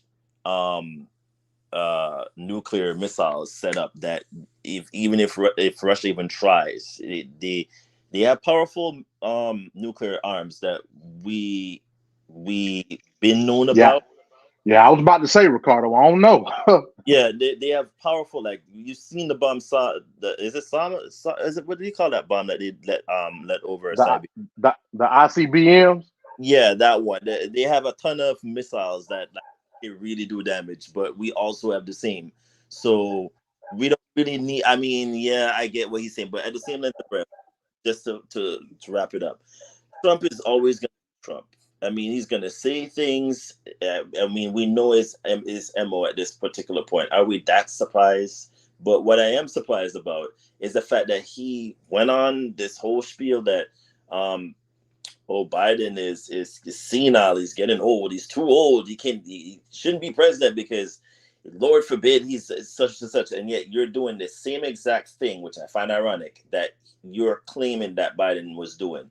So you're both old. Whether or not you want to accept it, again, I said this from earlier in the show, you are in the same age bracket as Joe Biden is. You're both old. In fact, this is just sad for me to even hear. We should have a president that's going into like the 40s here, not the 70s. But what do I know? At this particular point, I can only hope for the best. As an independent voter, I'm gonna need both liberal and conservative sides to think about what's going into the election year. With both of them being so old, because I'm call me an ageist, whatever you want. I need a competent leader of this country to lead this country carefully going forward. I cannot afford, as a voter, to pick somebody. And again, it's hard for me because I'm seeing Biden do a whole bunch of stuff now where I'm like, I don't know if I could vote for him again, because it's tough when I see all these things and these images from one side, and yet nobody's calling out what the Israelis are doing on the other. It's kind of tough, and at the same time, I don't know if I could vote for Trump. So then, where do you leave me as a voter? I don't know. This is tough and it's hard. But in MD's case, you said, "Oh, I think I'm going to vote for Trump." I can't do that. In good consciousness, I can't do it, and I still can't. Now, what I've seen, what has happened in the past couple of weeks, can't vote for Biden either. So, where is the third person? And I've always said this country needs a third party, because in cases like this, when both old RFK. He said RFK. I don't know. In the case like this, where we don't have that much options, who are we going to pick as independent voters who are probably make up the majority of the voting bloc? What options do you give us? Like, I need a libertarian. I need somebody to come out of the woodwork right now and say, "Listen, I'm a choice," because the field that I'm seeing, I'm not pleased by either one, either from both sides, from either the conservative or from the liberal sides. So I need this country to now analyze and think, okay, do we need a third party? But then if you create a third party, then the logic is that you're going to kill one of the sides, which we've always had. One party dies, another one springs out of the woodwork and becomes the populist one. So do we need a conservative liberal party? Do we need a liberal conservative party? Do we need, are we going to be a purple party? I need something that would be in the middle to then facilitate the independent voters, because I'm not pleased by either one of the sides that I'm seeing at. But then I still have to make a choice, because what everybody's going to tell me, what MD is going to tell me, what Venkat is going to tell me is, you as a diligent voter have to still make a choice. You still have to pick somebody. So whether or not you like That's it or not, right. That's whether right. good or bad, you still have to pick someone to vote for. That's your constitutional diligence. So it's tough and it's sad to see, but yeah, I hate to call the kettle boiling over here. Trump, you're now looking senile. That's all I'm gonna leave it at. I mean, you do look. You're talking about this whole hey, Brandon thing. Yeah, you're looking senile, buddy. So you're all in the same boat, and I'm not pleased. So I'll leave it at that. Okay. All right. So we wind it down to the end of the show. So right now we'll give our last words. We'll start with MD. Yeah, no doubt. Yeah, good show, fellas. Again, going back to the original main topic, we're seeing something that we really haven't seen like in the history of this country with the divide of the party. Right. We have to focus more on. Now I'm talking about on a federal level, not a local or a state. On a federal level, we have to focus more on the policy that best suits your individual normalities in the country. That's one of the reasons I say if it all comes back down to that again, I will vote for Trump. Based on the fact that he has a policy put in place to get rid of the falsehood of asylum seekers and illegal immigration and all that.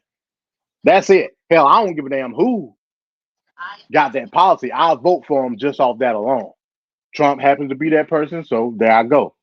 But again, we have to get out of this this situation where we're splitting based off extreme right versus moderate in the Republican Party. We're seeing the processes break down because of it.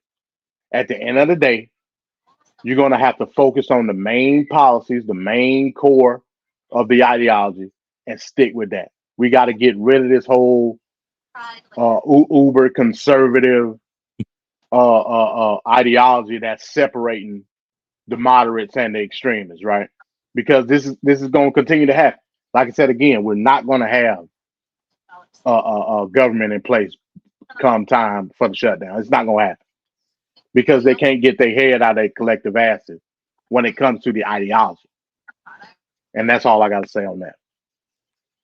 But just to push back a little bit, MD, the conservative side, Donald Trump is not conservative though.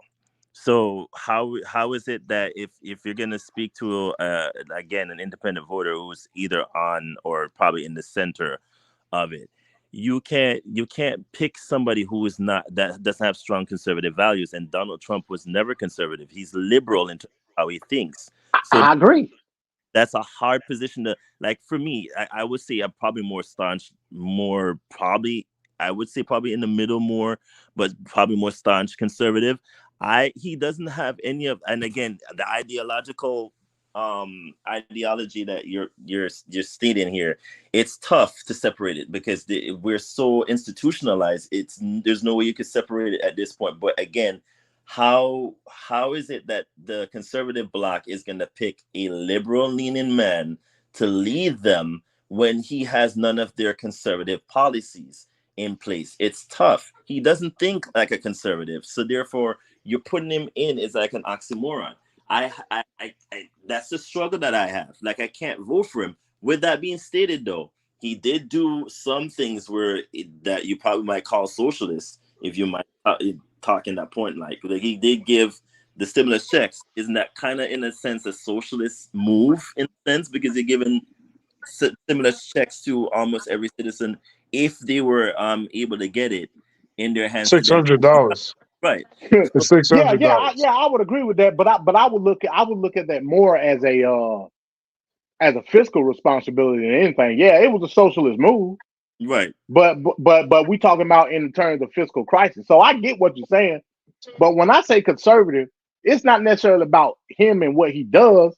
It's about how the populace, i.e., MAGA, views him. You can't tell Billy Joe, Trump ain't conservative. I agree with you on that point. I can't tell that, but it's just and again, it's a struggle for me because if I'm a conservative, I'm thinking like if I'm a conservative voter here, why would I put somebody who is a liberal thinking man as the person behind the forefront of my conservative policies? He has no conservative values, none. He And has no policies. But Ricardo, you got to understand though, conservative, and this is why I said conservative is dead.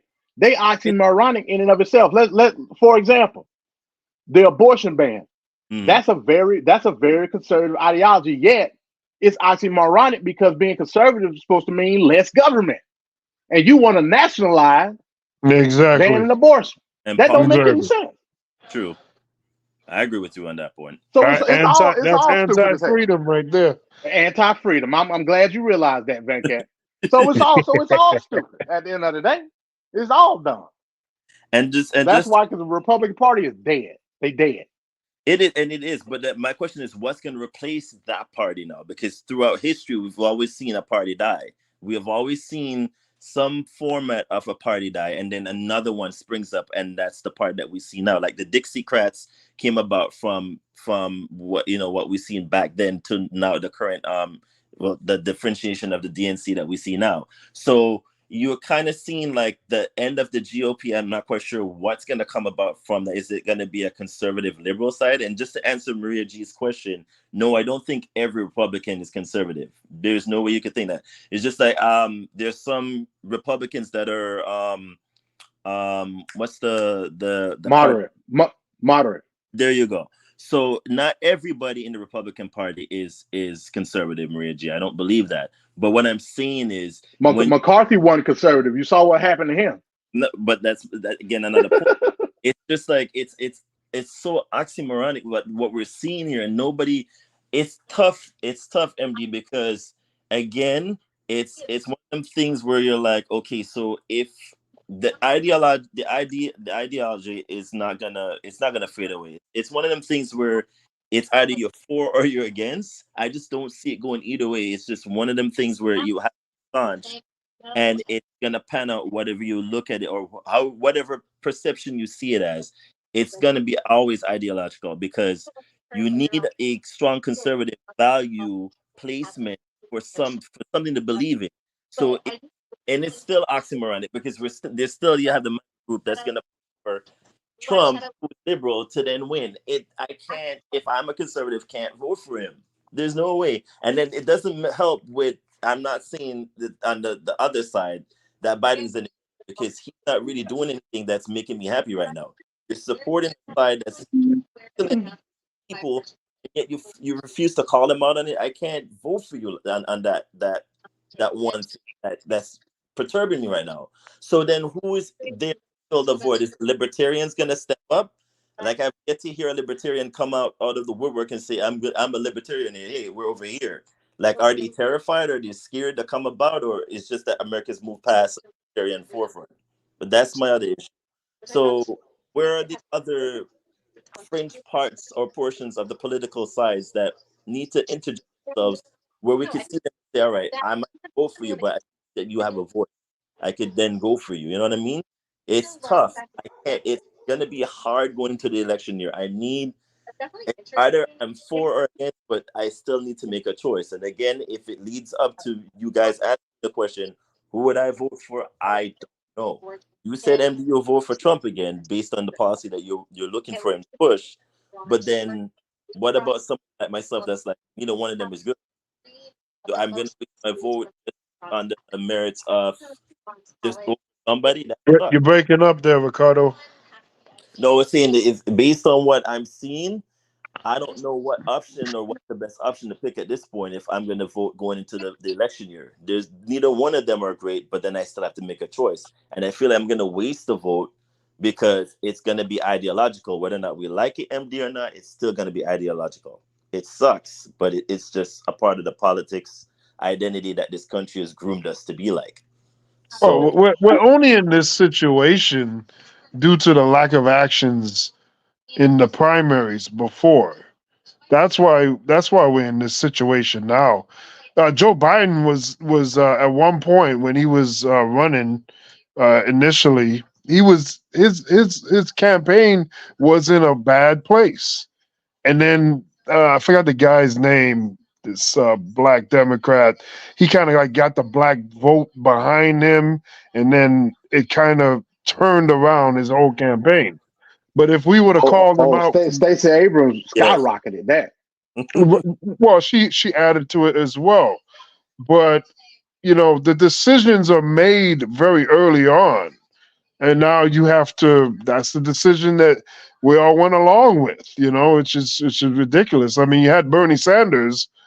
He was there. He was a viable option. Um, and some people just felt like, okay, he may not be able to fully get there. I think if Bernie went up against Trump back then, 2016 or 2020, he would have won both times.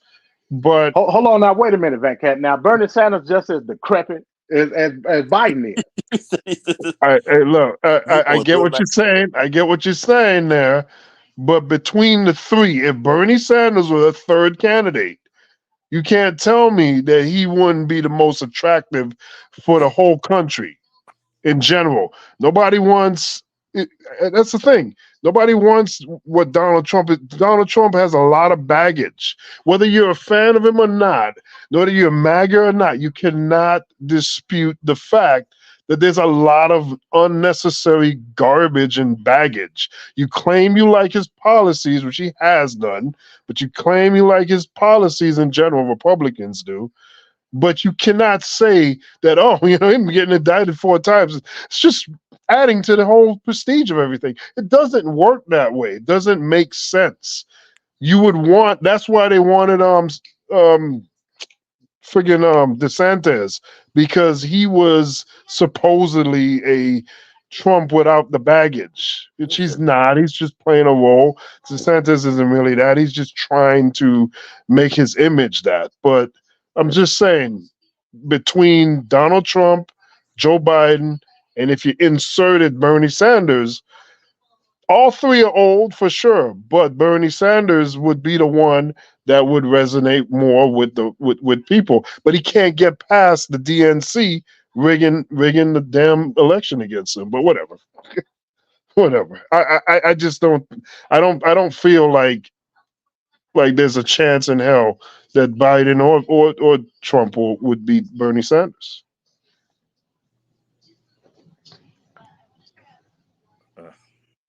Yeah, yeah, I don't know. I don't know. You're going to be splitting the vote apart because that's the same issue we had with the Democratic votes the last time when Bernie was in the race. It was his voters that were like, well, no, there's no way we're going to vote, and he had to interject and say, yeah, if you guys don't vote, then you're wasting the vote. So on the Democratic side, we kind of need you.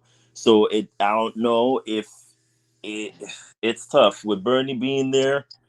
Yeah, in some ways you're right, Venkat, but he's also polarizing as well, so it becomes a difficult thing because I remember the conservative side was not happy with Bernie at all. So I don't really care what the conservative side has to say, to be honest, and I don't really understand why people act like being conservative is some kind of good moniker or title. Like it is, but they are. it's not. It's not.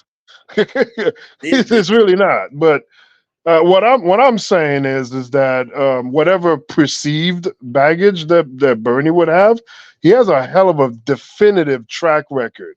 You know, you can go back and watch old clips from the 80s and where his position was on civil rights, on different things that pertain to us. As far as healthcare, I would trust Bernie more than I would Trump. Trump is the guy that said, who would think that healthcare was this difficult?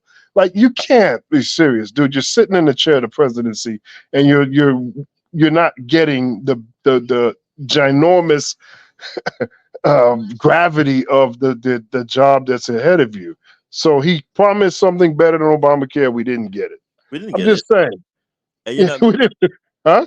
you're not going to, because it's the healthcare industry here is so complex.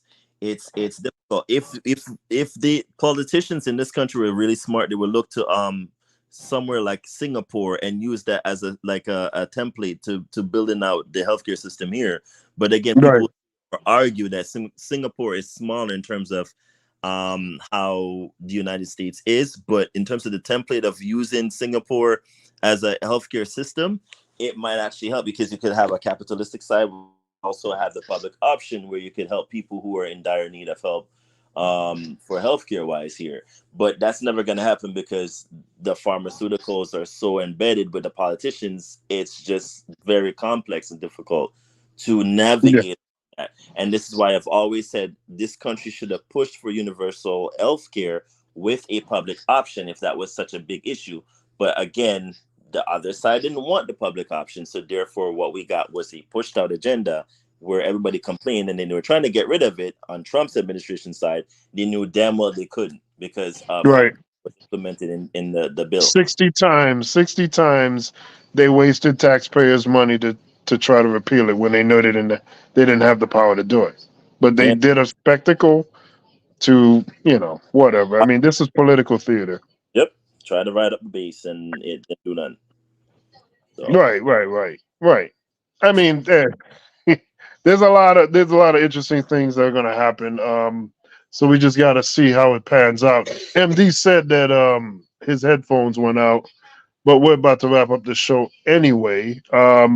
Anybody that you want to give a shout out to? Any late breaking news or information you want to say as we get ready to sign off here? No, not really. Just shout out to the chat. Thank God we didn't get the thumpers marching on with their knives tonight. Leave Mr. Beard alone. He doesn't care for y'all. Mr. Beard. And go have some despicable, filthy sex if you can, and just forget about it. He's so unbothered by y'all. Like, y'all just adding fuel to the fire. Shout out to the others. Mike, you're in the chat. Maria G, we're gonna be combative. At some point in time, we'll love for you to come on the panel and see something, because I feel like she should come on up, man. Certainly come on. So opinionated. I love it. Bones, shout out to Eddie Israel, Mr. Straight Talk himself, Tequila, MD, Free MD 20. We're still going to tout that until the very end of the year. We're going to free you, MD. We need you to be free. Venkat, we love you for being a moderator and pushing out or like having 4 strong Black men speak their political views and not be like, so combative. We just speak our views and our viewpoints and just say what we need to say and have a voice and still be able to like communicate without being, very like, like all what they're expecting of us. And that's not what we are, you know what I mean? So shout out to Tape Fist Politics and or followers that are out there, and just great show, and look forward to next week. That's right. We appreciate you on here, Ricardo. As always, excellent commentary. Got to shout out MD, the great MD. Appreciate you on the show. Got to shout out Mike. Mike, what's up? We're going to be trying to do a basketball show, but that'll be down the road, and we'll hook that up later on. So peace out to Mike. Peace out to Tequila. I got to say that every week. She's just amazing. Shout out to Maria G for sure. And shout out to Eddie Israel being in the chat. That was awesome. Look forward to having more eyeballs on the show, and hopefully you'll join us as the weeks and months come by. I'd like to thank everyone affiliated. Of course, Mr. Straight Talk, Trevor. Peace out to Trevor. Awesome.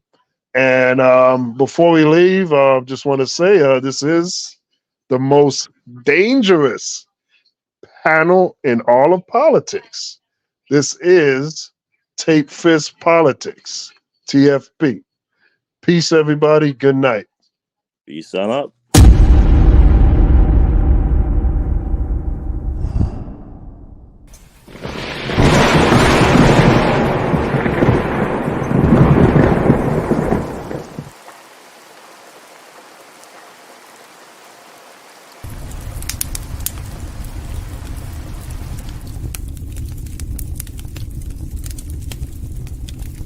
Give a fuck! When you get to your company, She just said a terrible thing.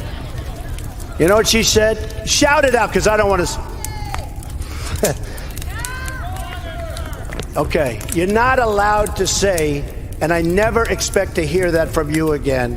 She said, I never expect to hear that from you again. She said he's. That's terrible. Terrible.